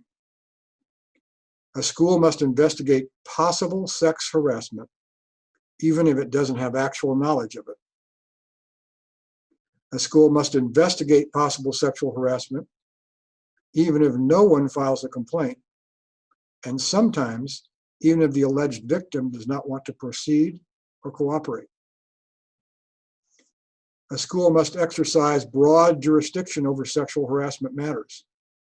It must investigate possible sexual harassment if it occurs on its premises, if it occurs off its premises but during a school program or activity, or if it occurs off premises and outside a school's program or activity but has a continuing effect in the education setting. I just want to remind everyone to please mute their lines. Thank you. Thank you. So we had just talked about the expansive jurisdiction required under the Dear Colleague letter. OCR went on to say that a school should mandate that members of the university community report possible sexual harassment. These are often referred to as mandated reporters. A school must take interim measures pending the investigation in order to protect the complainant. Such interim measures could require the respondent to change his or her class schedule or living situation in order to avoid coming into contact with the complainant while the investigation proceeds, but before a hearing of responsibility has been found. At hearings, the school must use the preponderance of the evidence standard. In other words, that it is more likely than not that the harassment occurred. Schools were precluded from using the higher standard of clear and convincing evidence. In other words, that it is highly probable or reasonably certain that the harassment occurred. And a school is, quote, strongly discouraged from permitting direct cross-examination of the parties under the rationale that the availability of aggressive cross-examination might discourage victims from reporting in the first place, or it might re-traumatize a victim during the hearing. Now, the Dear Colleague letter and the question and answer document are not statutes. They are not regulations. Instead, they are guidance memos known as sub-regulatory guidance. They are not the law. Nonetheless, the Dear Colleague letter itself said that if OCR believed a school was not taking prompt and effective steps to respond to sexual harassment and sexual violence, OCR would seek appropriate remedies. Importantly, Those remedies can include proceedings to withdraw federal funding or referring the case to the Department of Justice for litigation. For a while, if a person filed a complaint against the school, the mere filing of an unsubstantiated complaint landed the school on a public list of institutions allegedly out of compliance with Title IX. So even though the OCR guidance documents were not the law, universities that did not follow them did so though at their peril. So how did universities respond to the guidance documents coming out of OCR? Most adopted grievance procedures that followed OCR's concepts in whole or in part, especially those set out in the 2014 question and answer document. Many did so by adopting a grievance process known as the single investigator model. Under that model, one person investigated the allegation, made determinations of responsibility, and issued penalties. Sometimes there was very little opportunity to present evidence, examine witnesses, see the evidence in advance, or appeal. The single investigator model gave the appearance of being unfair to the respondent. It and some of the results arising out of it subjected university and Title IX programs, even those that didn't use that model, to significant criticism and calls for reform. So it was in this time frame that the University of Missouri started to revise its Title IX program and grievance procedures.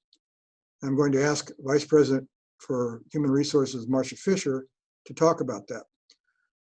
Before Marcia became Vice President for Human Resources, she was University Counsel in the Office of General Counsel, and she was the person primarily responsible for drafting and vetting revisions to the CRRs beginning in 2014. Thank you. So the University of Missouri did not adopt the single investigative model, and if we could go to the next slide. And again. First, I'd like to talk to you a little bit about the process that we had in developing the policies, and then I'd like to highlight some of the key components of the current policies for the University of Missouri to lay a foundation so that we can then evaluate what changes may be needed with the new guidance. So there were really two separate review periods that these grievance policies have gone through. As Steve referenced, in that 2014-2015 time period is when we were really making some of those initial decisions about what would our model look like.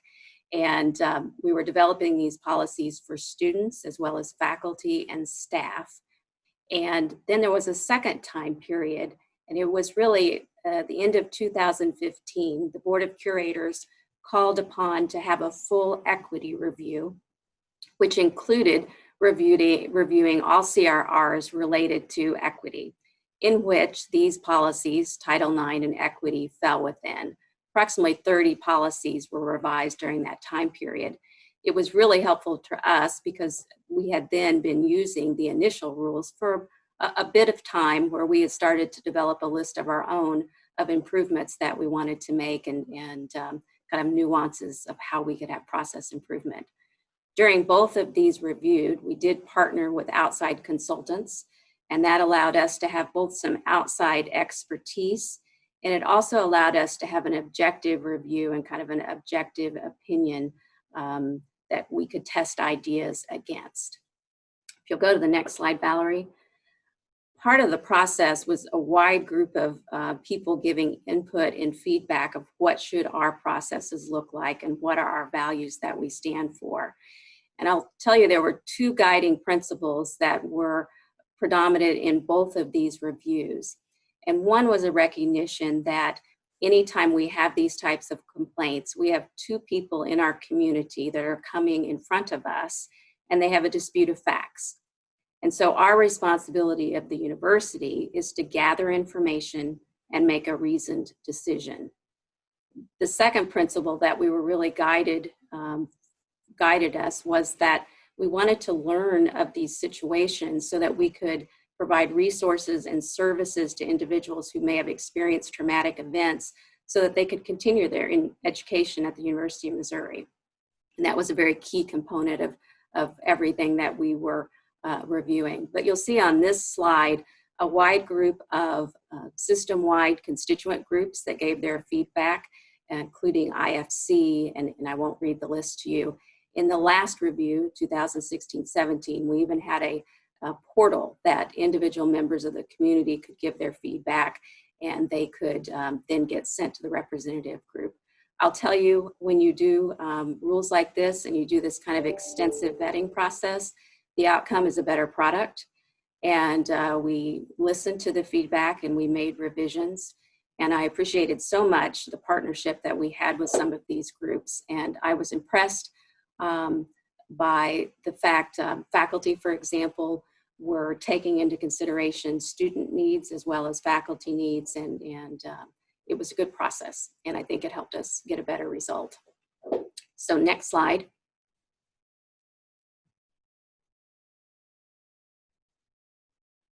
I want to highlight for you now kind of what are some of the grounding principles or in our current policies before we start thinking about what revisions are needed. So there are separate processes depending on if the accusation is against a student or employee. These processes are mirrored or very similar, but there are some distinctions within those. It doesn't take a formal complaint to trigger it. If we learn about it, then we will take appropriate next steps, and that may vary depending on what that is. We did choose to have mandated reporters be everyone unless there's an exclusion. And again, that was kind of going back to that grounding principle that we want to know about these situations so that we can connect individuals to the right resources to help them continue their education.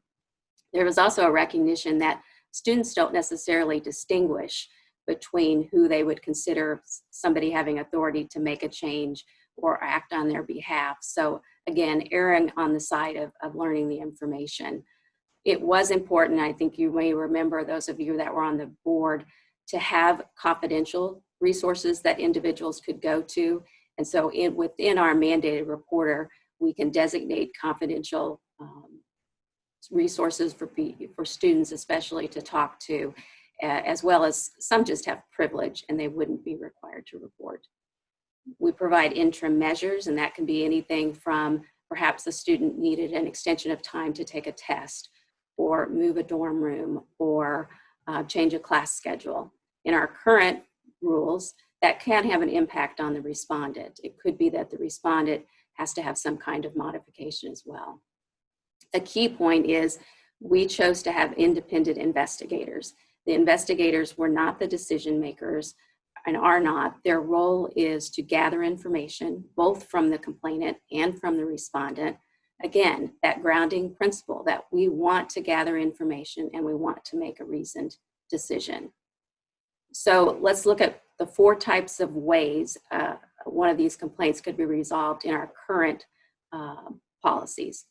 Summary resolution was acknowledging that sometimes a piece of information would come in, and even if it's true, it might not rise to the level of a policy violation.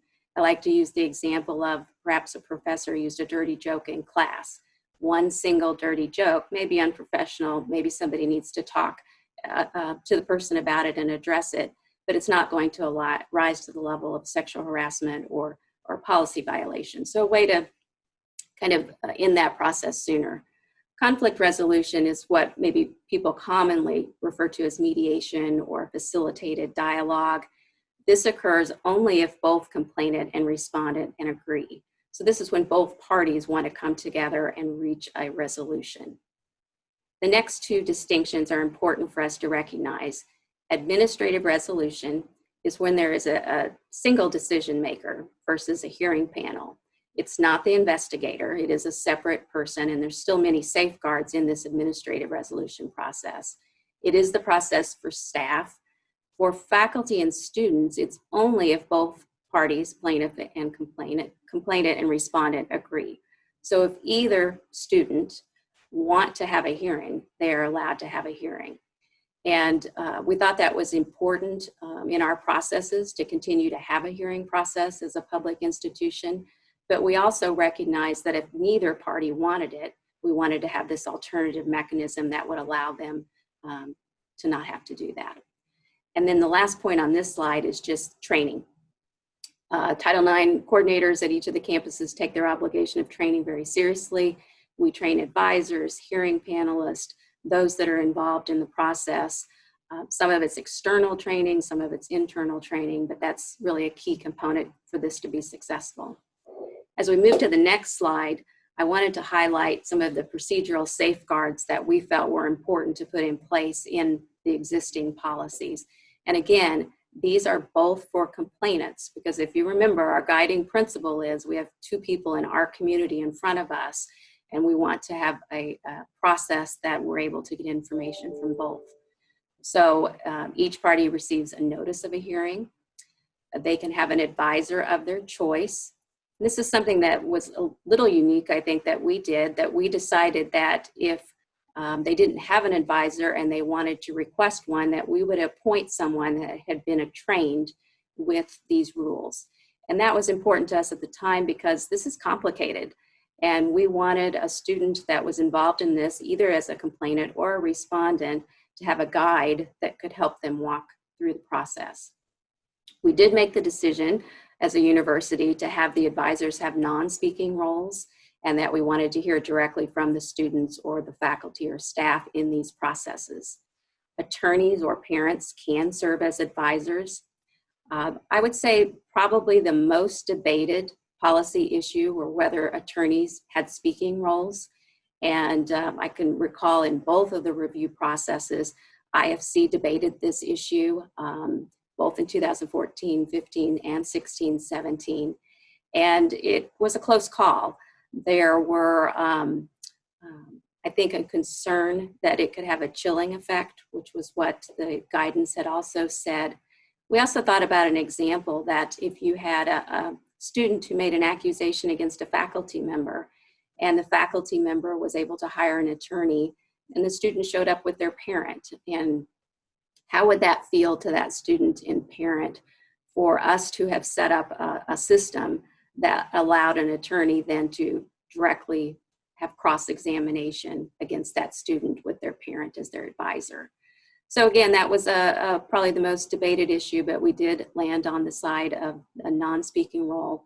What happens is attorneys are sitting, or advisors are sitting next to the individuals, whispering in their ears, writing notes, asking for a recess to be able to talk to them, but not actually speaking directly on their behalf. Another safeguards that prior to the hearing, complainants and respondents are able to know names of witnesses, the evidence, the investigative report, all in advance of the hearing.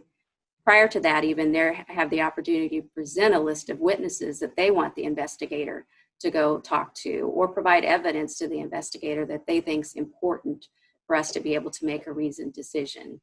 They have an opportunity to be present at the hearing, to testify, to present witnesses, to present documents, to cross-examine witnesses and the other party.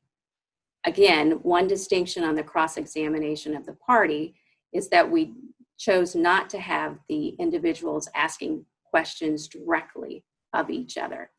Instead, we had them provide the questions that were then asked by the chair. And we felt like that was a nice balanced way of still being able to get to the truth and still being able to allow the parties to ask the necessary questions, but without that perhaps chilling effect or traumatizing event of having that direct conversation. And then again, both parties get the finding, the rationale, and the sanctions with an opportunity to appeal. So those were the safeguards that we felt were important as a university in rolling out our responsibility to both the complainants and respondents. The last thing we noted was that we did have a record-keeping requirement. I think I have that in there just to show that we got it right. The new regulations will say you need to keep it for 7 years, and we hit 7 years. So there's a lot of things that I think that will be proven that we made some good choices with this first round, and then we'll be looking to also consider where there's additional improvements. So with that, that gives a little bit of history, and I will turn it over to Cecily Hicks and Andy Hayes, who can give us some kind of statistics about our current processes.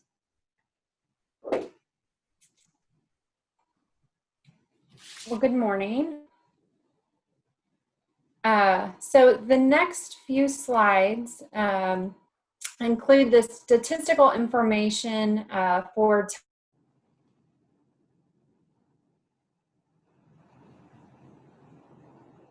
Okay, so Cecily froze up, so I will take over.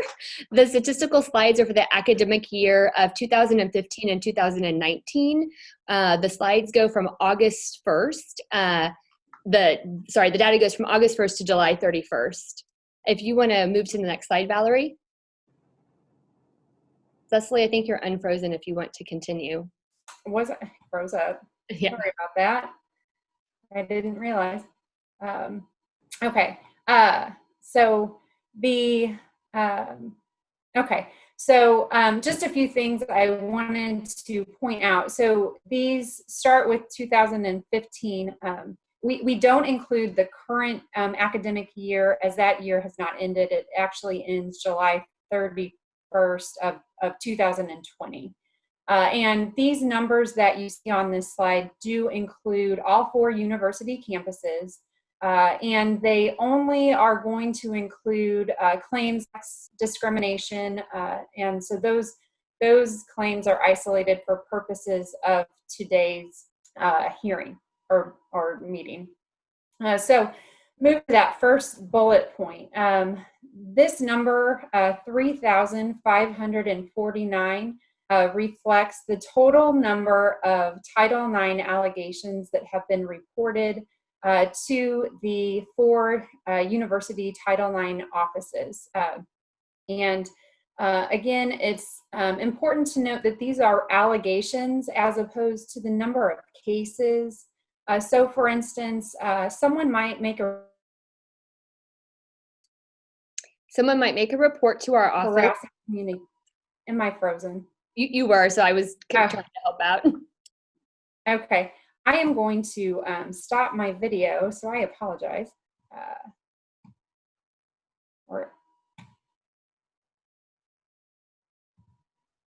That tends to help. All right. So as I was saying, this is the number of allegations as opposed to cases that come into the Title IX office. So for instance, someone might make a report that someone has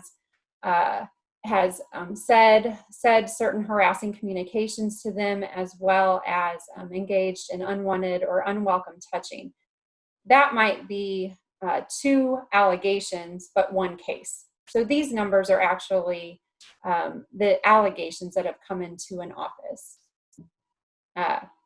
And reports can be made to the Title IX offices from any person. So that could actually be an aggrieved party, the person who experienced the actual incident directly, or the reports could be made from a third-party reporter. And this number includes information that might not actually lead to an investigation or actually make its way through the Title IX office all the way to disposition. So moving to the second bullet, which this represents the number of allegations that were dismissed or resolved prior to summary resolution on all 4 campuses. And as you can see, this number, 3,152. So this is the number of allegations that were dismissed or resolved prior to even reaching the first decision by a Title IX coordinator at any of the offices. And it's the highest number that you're going to see. And so why would it drop off? Well, there are several reasons. As I mentioned, information can be reported to the Title IX offices by any person. And some of the information that comes in might be insufficient for the office to engage in an investigation. For instance, we might not know who a complainant is. We might not be able to identify who a respondent is.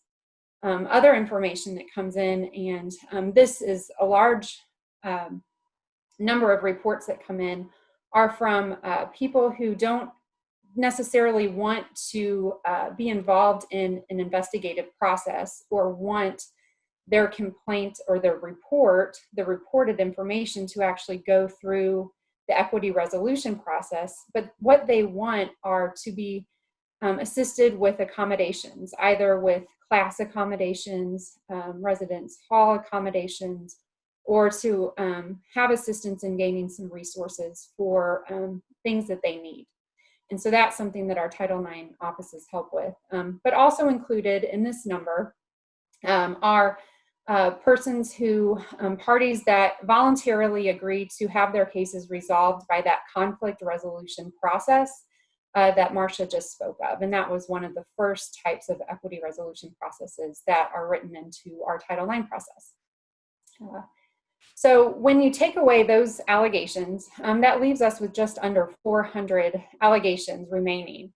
And so moving those, that moves us to our third bullet point, which are the number of allegations that are resolved by summary resolution, which in the previous 4 years is 202 allegations that are resolved by summary resolution. And those would be allegations that were presented to the Title IX coordinators on the 4 campuses, where there was a determination that there was insufficient information to move the case forward. The fourth bullet that you see are the allegations that were resolved by administrative resolution. And there you can see there were 143 allegations resolved in that manner. And again, just to remind you, the parties would have to agree to engage in the administrative resolution process if they were students or faculty. This would be the process for staff. And here, this would be the single decision maker. And of those 143 allegations, there was a finding that the respondent was responsible for 104 of those allegations and a finding of not responsible in 38 of those allegations. Next slide, please.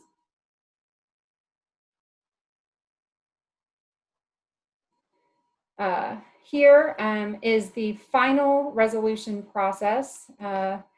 And over the previous 4 years from all 4 universities, you see that through the hearing panel resolution process, there were 47 allegations presented through this process.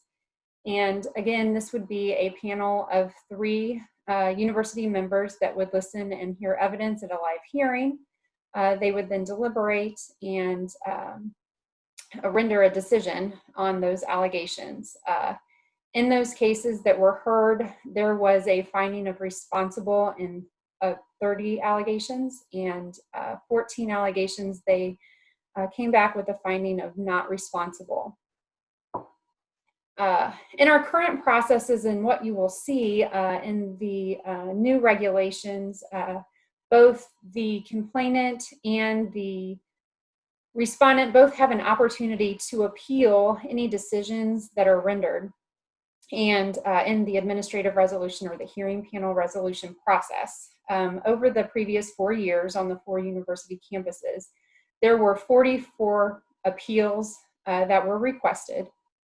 And as the slide shows, 37 of those cases, the equity resolution appellate officers affirmed those decisions. In 5 of those appeals, the decisions were modified in some manner. And in 2 of those cases, the decisions were reversed. Next slide, please. The next few slides are in regards to sanctions that were imposed according to who the respondent is. And the way we're presenting this information is in regards to who the respondent is, whether it be a student, faculty member, or staff member. Our current CRRs give a range of sanctions that are available, anything from beginning with a warning all the way up to our most significant available sanctions, and that is what we are showing here today. So over the previous 4 years, those sanctions that are imposed for a student, totaled together, there were 13 expulsions, there were 29 university suspensions, and 163 other types of sanctions imposed for a student. And other could be anything from a warning, it could be probation, it could be some type of educational programming or training. Anything other than expulsion or suspension would be included in that 163 number. Next slide, please. Here are the numbers for faculty. There were 2 terminations, 1 suspension without pay. You'll see non-renewal of an appointment. However, that was not a sanction that was imposed. However, it was something that was available. There were 4 faculty members that were suspended without pay, and there was a referral to the chancellor for dismissal for cause. And then 39 sanctions were imposed that fell into that other category. Next slide. And for staff, there were 3 terminations, 2 suspensions without pay, and then 15 staff members received sanctions other than those listed here. Next slide. And this final slide is just a summary, just to show you, again, that total number of Title IX allegations that were reported, 3,549. And then we combined the most severe sanctions that were imposed in the previous 4 academic years at the 4 universities. And again, it's, as you can see, the total number of students that were expelled was 13. Total number of employees that were terminated, 5. And the total number of suspensions for students or employees was 36. So in that total number of allegations that were reported, the most severe sanctions were only imposed in a very small number of instances. So, thank you. And I think now we have, there aren't any questions, I think, Kathy. So let me see if I can't tee up Kathy for a moment. And thank you, Cecily. Those were interesting statistics. So as I mentioned earlier, colleges and universities, including the University of Missouri, structured their Title IX programs to comply with the 2011 Dear Colleague letter and the 2014 question and answer document issued by the Obama administration. On September 22nd, 2017, the Trump administration withdrew those guidance documents and issued some minimal guidance of its own. It also indicated that it would be proposing new regulations to govern Title IX. Those proposed regulations were published on November 29, 2018, and a 60-day public comment period followed. During the public comment period, over 100,000 comments were received to the proposed regulations. In June of 2019, the university formed a task force to prepare for the new regulations.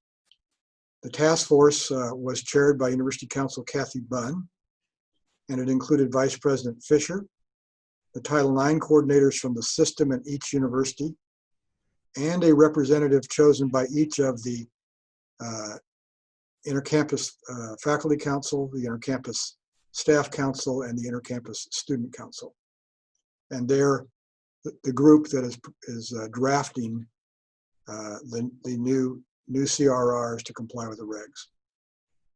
On May 6th of this year, the final regulations were issued. They total over 2,000 pages of regulations and related materials, and as we mentioned, they take effect on August 14. So I now want to turn the presentation over to Kathy Bunn, who's going to describe some of the major provisions of the new regulations. So next slide, please. Thank you. Good morning, everyone. I appreciate your time. I'm going to try to give you a high-level summary of the new Title IX regulations and mention some implementation issues that we're looking at. The new regulations seek to provide a consistent, transparent process that enhances the fairness and truth-seeking in the Title IX process. Next slide, please.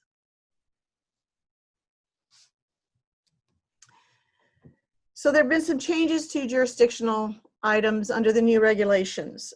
Under the new regs, all students and all employees alleged to have engaged in sexual harassment as defined in the Title IX regulations have a right to a live hearing with cross-examination. As Marcia and Steve previously mentioned, under the previous guidance, a hearing was not required for all employees. The scope of the university's jurisdiction has been narrowed somewhat under the new regulations. The alleged sexual harassment must take place in the course of participating or attempting to participate in an education program or activity of the university against a person in the United States. This includes any building owned or controlled by a student organization that is officially recognized by the university. Under the prior guidance, the university's obligation to respond to allegations of sexual harassment was triggered when any responsible employee of the university knew or should have known about the sexual harassment. The new regulations have changed that. Now the university's obligation to respond to allegations of sexual harassment arises when the university is deemed to have actual knowledge, which is when notice of the alleged sexual harassment is given to the Title IX coordinator or an official with authority to institute corrective measures on behalf of the university. Next slide, please.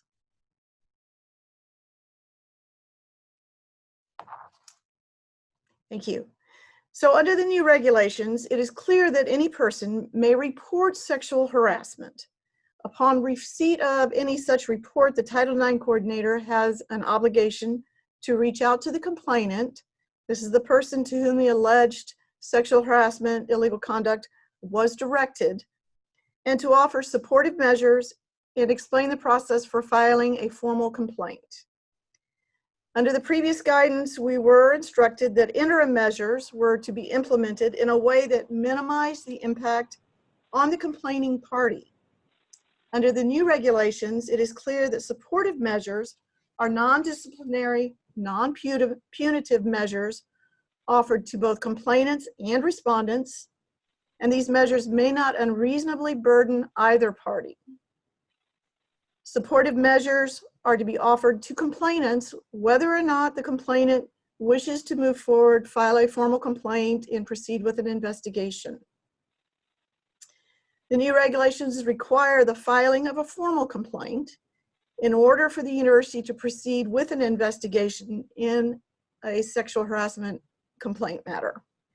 The formal complaint is a written document, must be signed by the complainant or the Title IX coordinator under certain circumstances. Next slide, please. So the university still has the option of an emergency removal of the respondent. This is available where an individualized safety and risk analysis by the university has determined there is an immediate threat to the physical health or safety of any student or other individual, where that threat arises out of allegations of sexual harassment. The respondent, subject to an emergency removal, must be given notice and an opportunity to challenge the removal decision. Under the new regulations, respondents are presumed not responsible for a violation until a determination is made at the end or the conclusion of the entire process. The new regulations, again, we must provide training. Now all of our training materials are required to be posted on the university's website and made publicly available. Next slide, please. The parties are required to be given notice of meetings, interviews, and hearings in which they are expected to participate with sufficient time to prepare for that hearing, interview, or meeting. I believe that this is something that the university has been doing already, so this will not be a significant change to the university. The new regulations also provide that the parties are to be given an equal opportunity to inspect and review the evidence, This provides a transparent disclosure of all relevant and potentially relevant evidence with sufficient time for the parties to meaningfully prepare their case.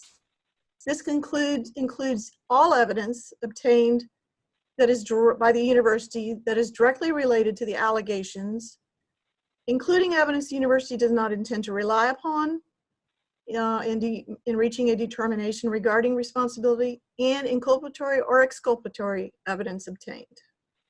Next slide, please. So here's the big change. The parties are to be provided with a live hearing, including cross-examination. The cross-examination is only conducted by the parties' advisors and not directly or personally by the parties themselves. These advisors may be, but are not required to be, attorneys. Cross-examination and other questions at the hearing are required to be relevant to the issues in the matter. The decision maker is charged with determining if the questions are relevant, and if any question is excluded because it is determined not to be relevant, the decision maker must explain in the hearing the basis for that determination. Next slide, please. Where a party or a witness fails to submit to cross-examination, in other words, they don't appear at the hearing or they refuse to answer questions, the decision makers may not rely on any statement of that party or witness in making a determination, and that may even include any statements in the formal complaint. However, the decision makers may not draw any adverse or other inferences from a party or witness's absence or refusal to answer questions at the hearing. At a live hearing, parties are entitled to bring an advisor of their choice. However, under the new regulations, if a party does not have an advisor at the hearing, the university is required to provide an advisor of the university's choice to conduct cross-examination for that party. Under the prior guidance, prior rules, the parties did not even have to have advisors present at the hearings. Next slide, please. As with our prior process under our CRRs, a written determination must be provided to both parties, setting forth the determination, the rationale as to of the determination as to each allegation, and the disciplinary sanctions to be imposed. Next slide, please. The parties have a right to appeal from any determination of responsibility or from a dismissal of a formal complaint or any allegation in that complaint. There are 3 mandatory bases for such appeal: that there was a procedural irregularity that affected the outcome of the matter, that there was new evidence that was not reasonably available at the time of the determination regarding responsibility or dismissal was made that affected the outcome of the matter, and that the Title IX coordinator, investigator, or decision maker had a conflict of interest or bias against or for complainants or respondents generally, or against or for the individual complainant or respondent that affected the outcome of the matter. The university is allowed to provide additional grounds for appeal at its discretion. Both parties must be have an opportunity to submit a written statement in support of or challenging the outcome in an appeal. And of course, the decision maker, as we have in our current CRRs, the decision maker on the appeal may not be the same person as the decision maker that reached the initial determination regarding responsibility or dismissal, and it may not be the investigator or the Title IX coordinator. Next slide, please. And as Marcia mentioned, the university, they did a good job of preparing us, because now we are required under the new regulations to maintain our records of sexual harassment investigations, proceedings, including supportive measures, for a period of 7 years. Next slide, please. I have a quick question before you go to the next slide, Catherine, and it may be directed to Steve as well. Will the decision maker, I think I saw on a previous slide that the decision maker did not have to be an attorney, but they can be. It seems important to me that someone with a legal background is the decision maker on our campuses in these types of hearings. What is our position on that, and will we have licensed attorneys hearing evidence and making decisions? I think that would be, to me, critically important. Please give me your thoughts. Jimmy, go, Steve. Well, let me go and you can clean it up. It's a great question, because there is a lot of responsibility placed on the hearing officer to make rulings on evidence.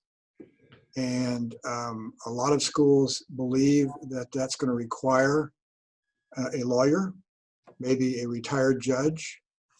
The awkwardness is that some schools previously had a retired judge that would act as the hearing officer but would not participate in the actual decision. The regs now require that a decision maker be the one that rules on those parts of the evidence. So we're either going to have to train someone to be a very knowledgeable and skilled hearing officer to make those rulings, or we're going to have to bring someone from the outside that already has that skill and make them part of a decision maker.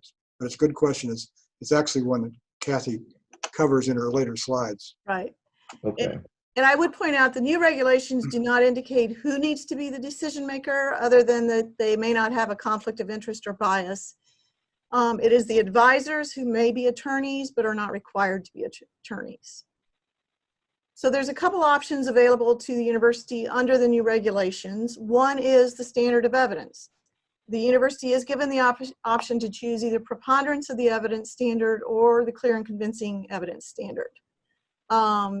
Now, the standard that is chosen must be applied to all complaints against students, as well as formal complaints against all employees, and in all matters, all complaints of sexual harassment. The second option the university has is we are no longer required to make all employees mandated reporters, but we may do so.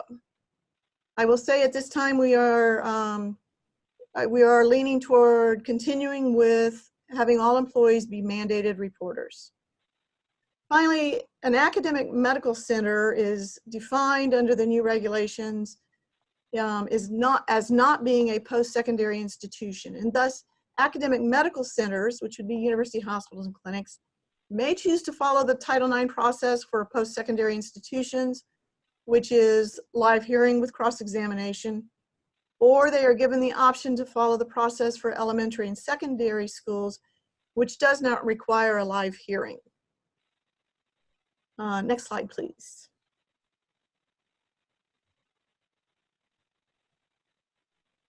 So these are some of the more difficult implementation issues we are dealing with. For our advisors, we are required to provide advisors to a party at a live hearing for the purpose of conducting cross-examination on behalf of that party, if the party does not have their own advisor.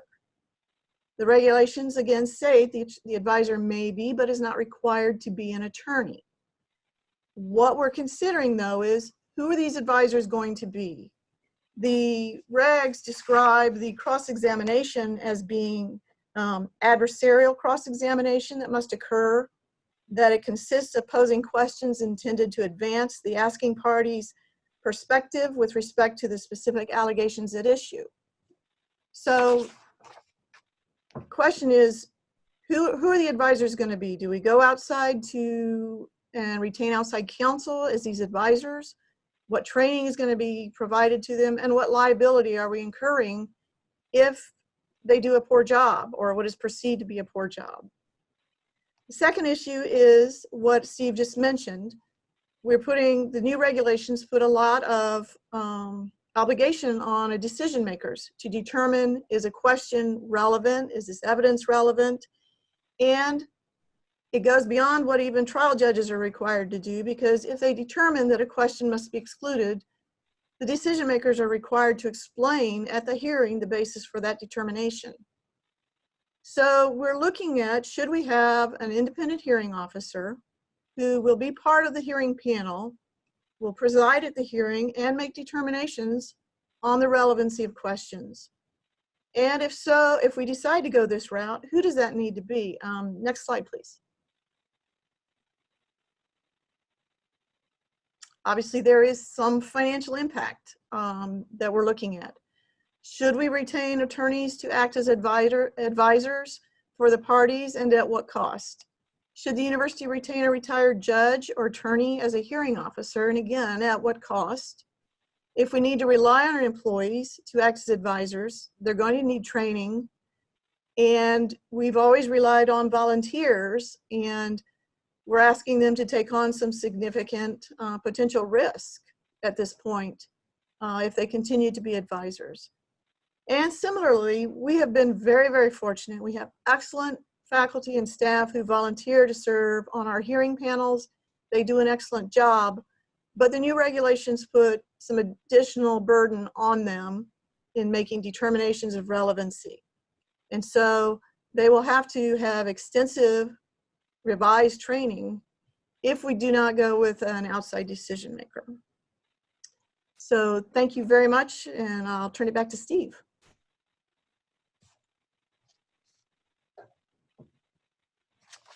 I want to talk about next steps. So if you'd put that slide up, Valerie. Because what this all is leading towards is a special meeting of the board to consider the actual revisions to our CRRs. So we see the steps as follows, but would appreciate your input. We need to finalize the proposed CRR revisions, and we're pretty far down the road thanks to the fact that Kathy and her task force was formed even before the final regs came out. We were anticipating where they might go based on the proposed regs. Then we probably need to vet the proposed revisions with constituent groups and others. You recall Marcia talked about the vetting process back in 2014 and 15.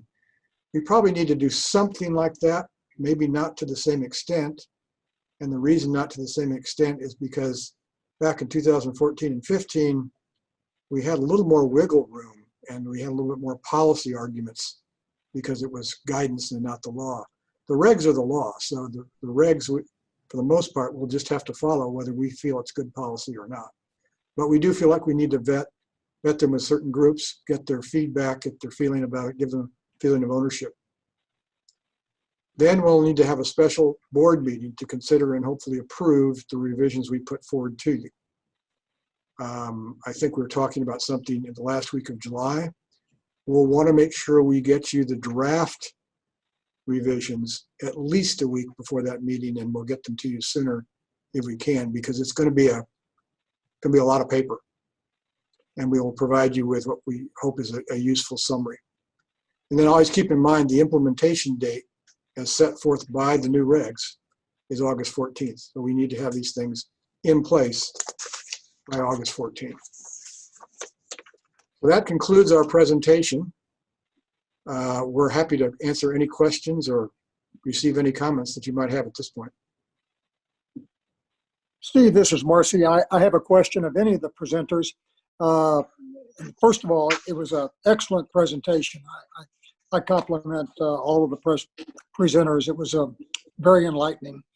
The information that was provided indicated that for that 5-year period, or 60 months of the years 2015 through 2019 inclusive, there were 3,500 roughly allegations.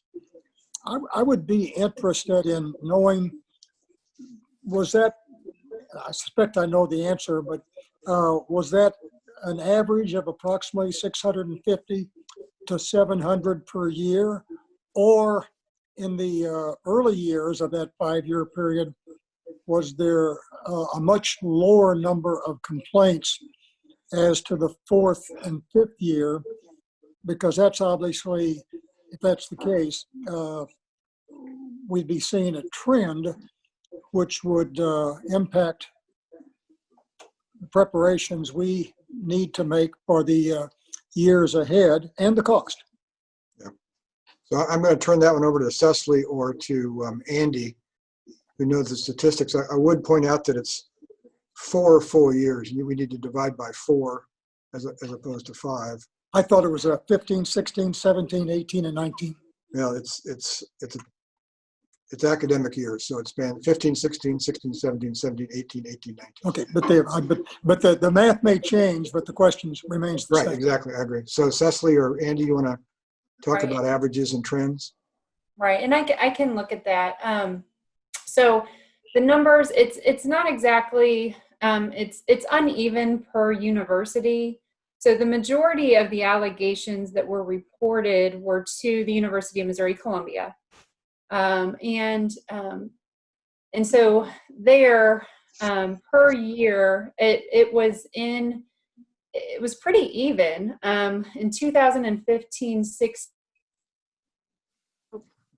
I've got my numbers pulled up as well. I'm looking at the spreadsheet, and it looks like, with the exception of the University of Missouri, all of the numbers have decreased. 19, it was 546. Did I freeze? You did. You froze for a second. I kind of took over, Cecily. Let me continue, if you don't mind. I apologize. The University of Missouri, our higher year was 2017-18. We were up 638, and then we decreased after that. However, that kind of tracked with enrollment as well. And so those are some of the things that we were looking at. And the only thing I was going to add, the other campuses are lower, but remained somewhat similar in their numbers. Around UMSL was the lowest with just right under around 100. S&T just under 100, and then UMKC hovering in between 100 and 200. Okay, well, that's helpful. I think the answer is then we don't see a significant upward dramatic trend. That's correct. Thank you. Other questions? How do people feel about the? Actually, Steve, I'm sorry about that. I was reading it like I would be reading a sheet of paper, but it actually is incorrect. It is an upward trend in looking at our year. Sorry, I was reading it the opposite way. We do have this data compiled. We thought it would be confusing to do it individually, so we did compile it all collectively. But we have this, if you would like for us to share that with you so that you can see the breakdown by the universities as well. No, I think I was just kind of interested anecdotally because it does affect the preparations we need to make and the anticipated cost. Yeah. Steve, this is Steelman. And it may have been there. I had to step out for just a second, but what nationally, so I'm not picking on the University of Missouri, nationally, when they write about this and the need for the regulations, there's been a significant amount of talk about the disparate impact of Title IX regulations on minority populations and foreign students because of cultural differences, as well as, in particular, there have been several national articles about disparate impact on African American athletes. What steps are being taken to assure that there will be no disparate impact? And if there's not, and if it was in the presentation, I missed it, I apologize. So have we taken steps, and can the board see those? And are there steps being taken in these upcoming regulations to assure that cannot happen? So the regulations themselves don't address that, but in terms of what our experience has been, I'm going to turn that over to Andy because I know that she has looked at it, or at least tried to look at it from time to time. Right. As Steve said, it's not addressed specifically in the regulations. I have seen the same articles with that concern. The problem is in collecting that data. That's quite honestly, I've talked with my colleagues in the SEC and other institutions, and I've not been able to find anyone that collects that data to see how they're able to do it. As you see with all of those allegations, we get reports from third parties. A substantial amount of reports are from third parties or individuals that we never actually have contact with. And so we recently, within the last year, got a new case management system that would allow us to potentially pull the data that we have in our system. So for example, if you were an employee, we could pull the demographic data through PeopleSoft, or if you're a student, we could pull that over. So one, you would have to be a student or employee, and you would have had to self-identify, which not everyone does. Right, and that's part of the key, is that unless they self-identify, and in many cases the information comes to us in such a way that they don't, we can't keep that data. Well, what I'm hearing is, and correct me if I'm wrong, is we don't have the data to assure ourselves there's not disparate impact. Is that what I'm hearing? You could say it that way, or you could say that we don't have data that indicates that we do. We don't have the data. But that's right. Okay, so let me make two suggestions. One, there are only 54 cases of expulsions, suspensions, or whatever that was calculated. So we should be able to at least get a granular view of those 54. But second of all, aside from that, those of us who try lawsuits, particularly those of us who have represented minorities in front of juries, understand that voir dire and disqualification can be a key. There's a U.S. Supreme Court decision that everybody's aware of, Batson, that has recognized this concern. Do we have a process for disqualifying advisors, or making certain, or decision makers, or making certain in diversity of the decision makers? Do we have any process for that? Is one being considered?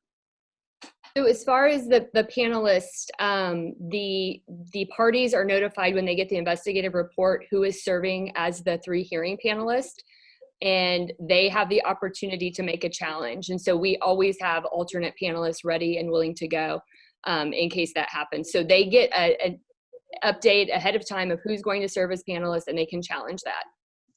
And do we assure diversity on those panels? We have a hearing panel pool chair, which I keep that separate from my office. And so individuals volunteer to serve as panelists. They have to attend the training. That list is vetted through faculty council and staff council, and then approved by the chancellor each year. And so those individuals that attend all of the trainings and have the qualifications are put into a pool. And so everyone on that pool has the training and should be fair and impartial panelists and have the ability to serve. The hearing panel chair then reaches out for availability. Hey, we have a hearing coming up. Who is available to serve? We do look at folks who have served previously, because we want to put someone in the position of hearing panel chair who has at least served on a hearing before. And so that's how that process is managed.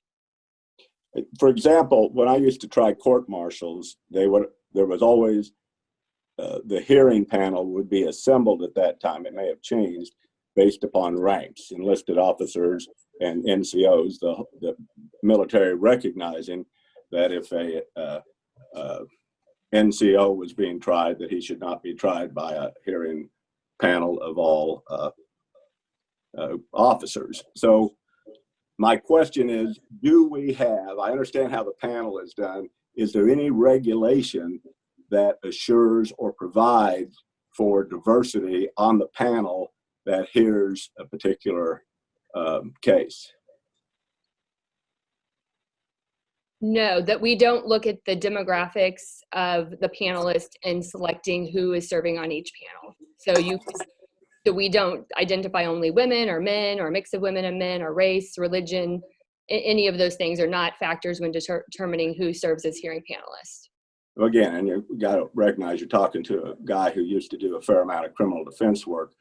I'm going to suggest, Steve, that this be vetted at least, or input be gained on this from one of the lawyers who does the defense work in this case.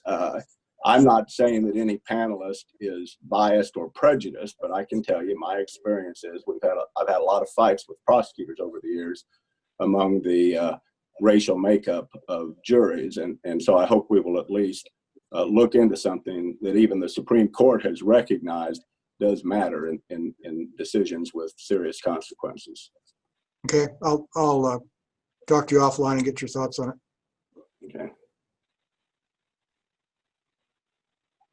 Steve, Curator Hobrock, I'm curious what you think going forward with the change to direct cross-examination will have on the number of cases that will come forward. Will that discourage that? Will people now be more concerned about whether or not they make a case, bring a case, because they know they could be subject to cross-examination?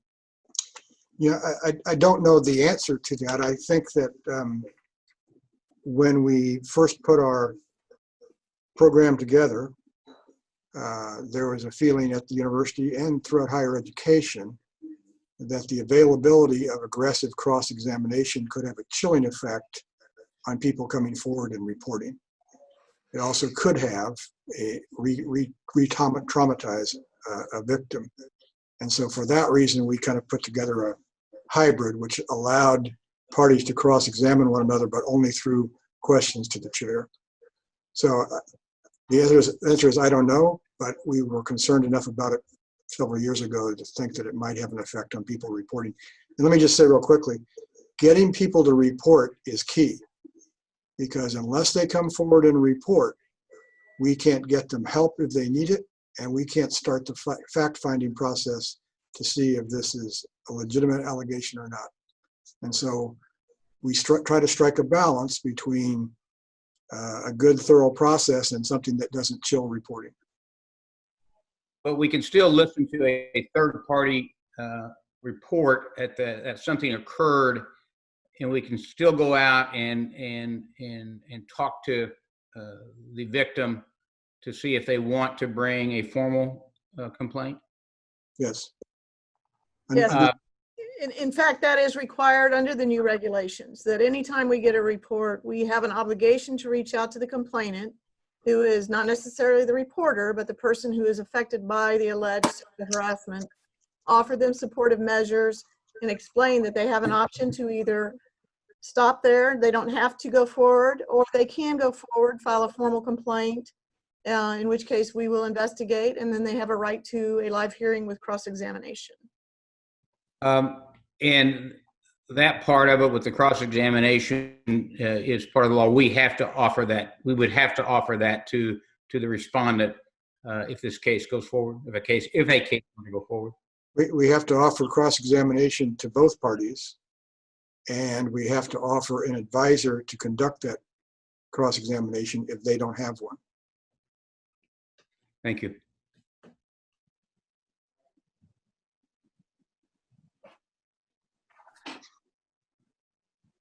Any other questions for Steve or his team? Hearing none, the next agenda item is the good and welfare of the board. Is there anything anyone has? All right. I don't hear anybody jumping in, so I think I'm going to need a motion and a second to go into executive session. I so move. Thank you. Can I get a second? I so second. All right. All those in favor say aye. We're going to need a roll call. Yep. I know. I already know that, Steve. Okay. This is like, my third or something time. Cindy trains me really well in advance of these. So all those in favor say aye. Oh, wait, I don't do that at all. I totally screwed it. You threw me off. Overs. All right. Cindy, will you please call roll? Mm-hmm. Curator Burnsick. Yes. Curator Chapman. Yes. Curator Graham. Yes. Curator Hobrock. Yes. Curator Lehman.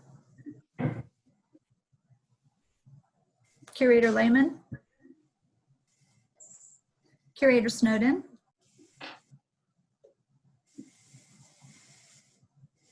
Curator Steelman. Yes. Curator Winokur. Yes. Curator Williams. Yes. Okay. Madam Chair, you have all those. Cindy, I just got unmuted, so I'm a yes also. Sorry, I was muted. That's all right. Thank you, Curator Lehman. Thank you. Thank you, and thank you, Cindy. So this concludes today's public session of the board meeting, and we're going to take a 5-minute break. And when we return, we're going to celebrate the Next Gen Precision Health Institute topping off ceremony. So special note now to our board members and university leaders on the Zoom panel here. Please turn your cameras off at this time. Take a 5-minute break and we'll see you back here in a few. Thank you very much for joining us. The placement of this final beam represents an exciting step for the UM system and Mizzou. And the impact of this project goes far beyond our universities. The key goal of NextGen is to improve the quality of life and to save lives in Missouri. This collaboration involves all 4 universities and bring together the researchers, students, and industry partners to solve the most difficult problems in healthcare. Through this project, we will make breakthrough discoveries that will lead to new treatments for cancer to vascular diseases, new devices for TBI and PTSD prevention, and new techniques to treat stroke victims from remote locations.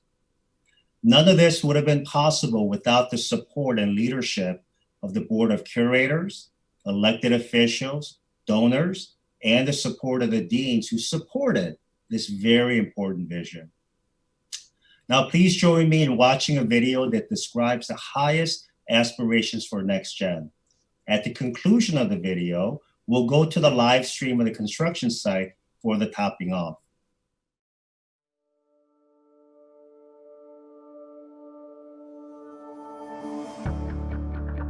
We knew that we had to advance the University of Missouri research. We felt very strongly that research was not being advanced as it should have been, that Missouri was falling behind other states in the new pharmaceutical, biomedical, biotechnical industries. We are 12th in the nation in rate of cancer death. We're 11th in cardiovascular causes of death. And most of our counties are underserved by important health resources. We're going to soon have a building that will be filled with some of the best and brightest researchers in the country, and we'll be achieving the results not just important to Missourians, but important to all of humanity. On the street level, there'll be these beautiful plazas leading over to the hospital area, but underground will be tunnels connecting it with the physicians' buildings so doctors can run immediately from seeing patients in the clinic into the NextGen facility and then do research of whatever kind, either wet lab or dry lab. It's a very high-tech laboratory building with some important resources. A human and animal imaging facility in partnership with Siemens, an electron microscopy core that is going to be state-of-the-art and allow things to happen that have never happened before. They're going to put in a 7 Tesla magnet and a PET scan in the same facility for research, and that's just the basement. One of the unique pieces that this campus has is the nuclear reactor. The reactor was recently used to come up with a compound to treat pancreatic cancer. And we're sort of doubling down on this investment, and we're bringing in some amazing talent. Dr. Carolyn Anderson from the University of Pittsburgh is a world-class radiopharmaceutical researcher.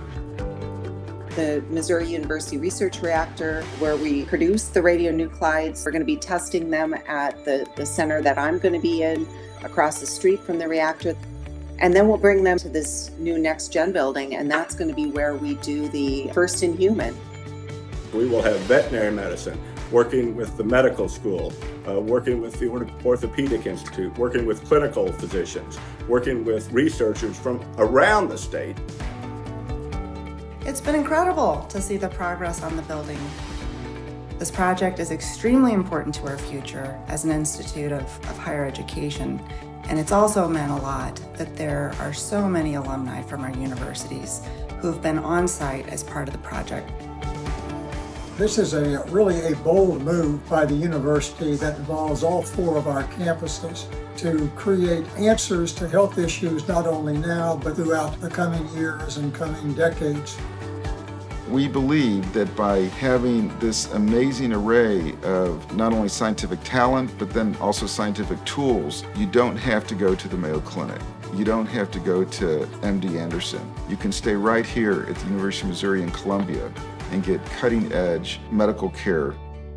We will see the solutions to some diseases that have not been able to be treated. We may come up with the cure and the treatment for the next pandemic before it occurs, just because of this opportunity.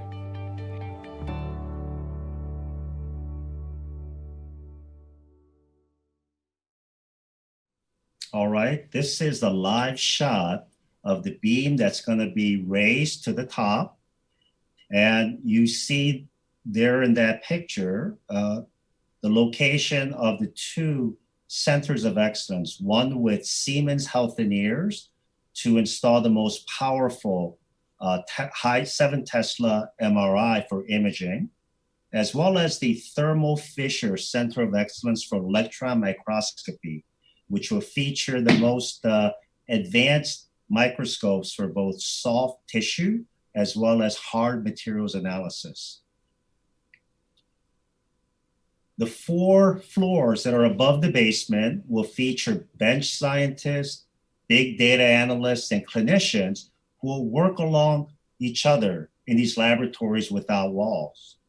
One of the floors will also feature the VA Precision Health Laboratory for our faculty researchers to partner with VA researchers on projects of importance to the VA. There are 3 other people that I do want to thank, and they include Jonathan Curtright, Steve Zweig, and Rick Barron. The support from MU Health and the School of Medicine, along with Arts and Sciences, Engineering, and Vet Medicine, have been critical to the success of this project.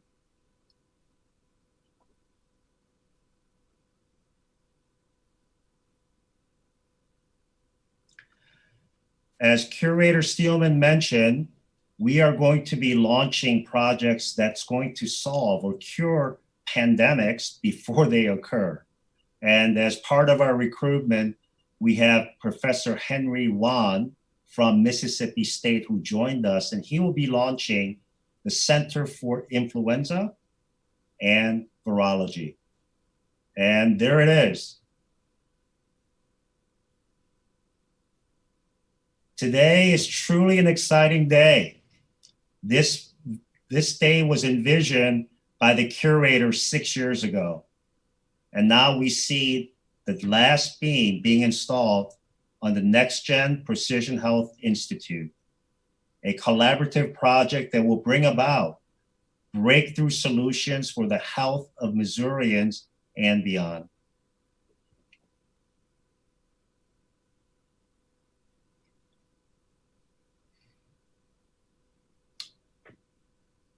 While they are installing the beam, I do want to thank the many contractors and the building specialists from Whiting Turner, Burns and McDonnell, Murphy Mechanical, Watkins Roofing, Jay Weiss, Painecrest, IWR North America, Pro Concrete Design, and Jeff Schneider's Construction.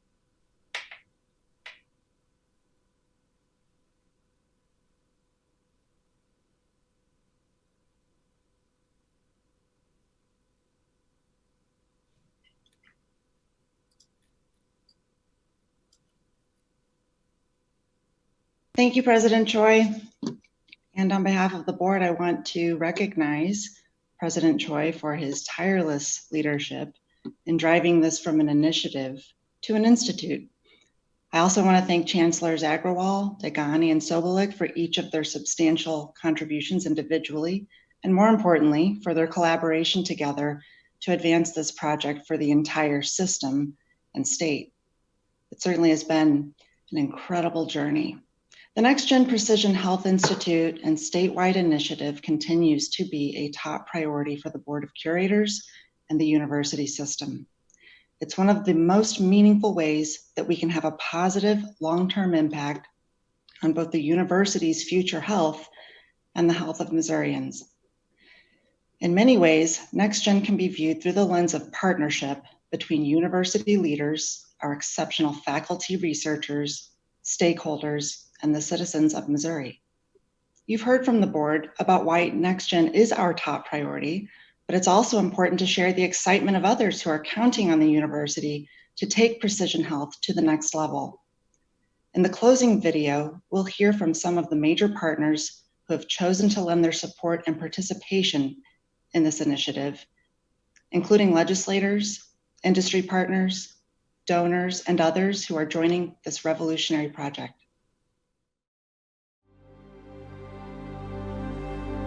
If we want to move this forward, we've got to invest and be darn proud of what we've invested in.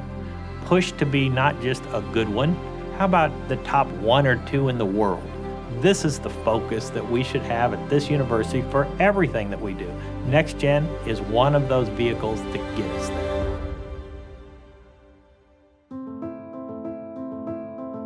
NextGen is a once-in-a-lifetime opportunity. The research that's going to be done there provides the catalyst for us to be able to fix and reimagine rural healthcare. I mean, this is the only time I think that anybody that's controlling purse strings at the state level is ever going to have a chance to make an investment that can have this type of impact.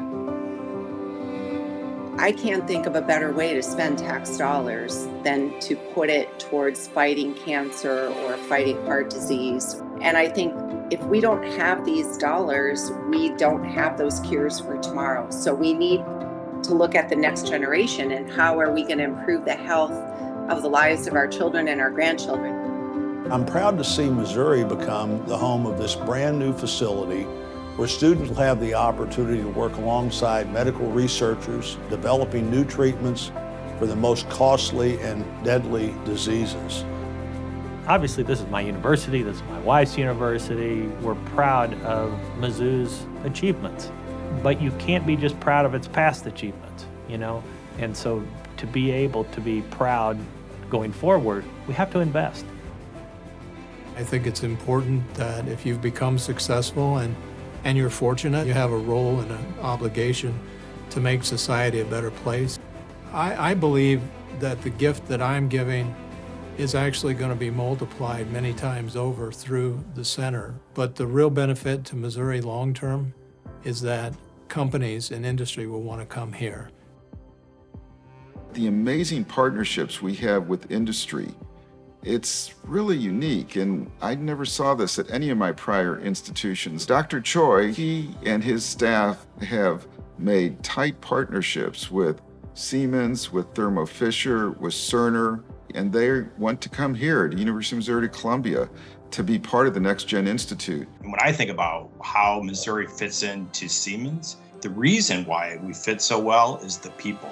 As we look to expand precision medicine, as we look to improve patient experience, as we look to transform care delivery, well, we found that aligned exactly with what University of Missouri was wanting to do. There's this uniqueness of Missouri, and this has been one of the fastest moving relationships and partnerships that I've been involved in, of concept to reality, that I've seen, and I've been here a long time. University of Missouri is my beloved alma mater. NextGen can fast-track the university's cutting-edge technologies, industry collaborations, and effectively utilize the deep bench of faculty, researchers, and students that are participating in the journey. The future is coming, and there will be all kinds of advanced technologies, all kinds of discoveries that we will all consume as citizens, as people. But the difference that we have right here at Mizzou with our NextGen Center is we could be the discoverer, the inventor, and that's what makes a difference here. I'd much rather be the inventor than just the consumer. And that will bring pride to the university. It'll bring economic development to the university, to the surrounding areas, and provide employment to many, many people who don't have it today.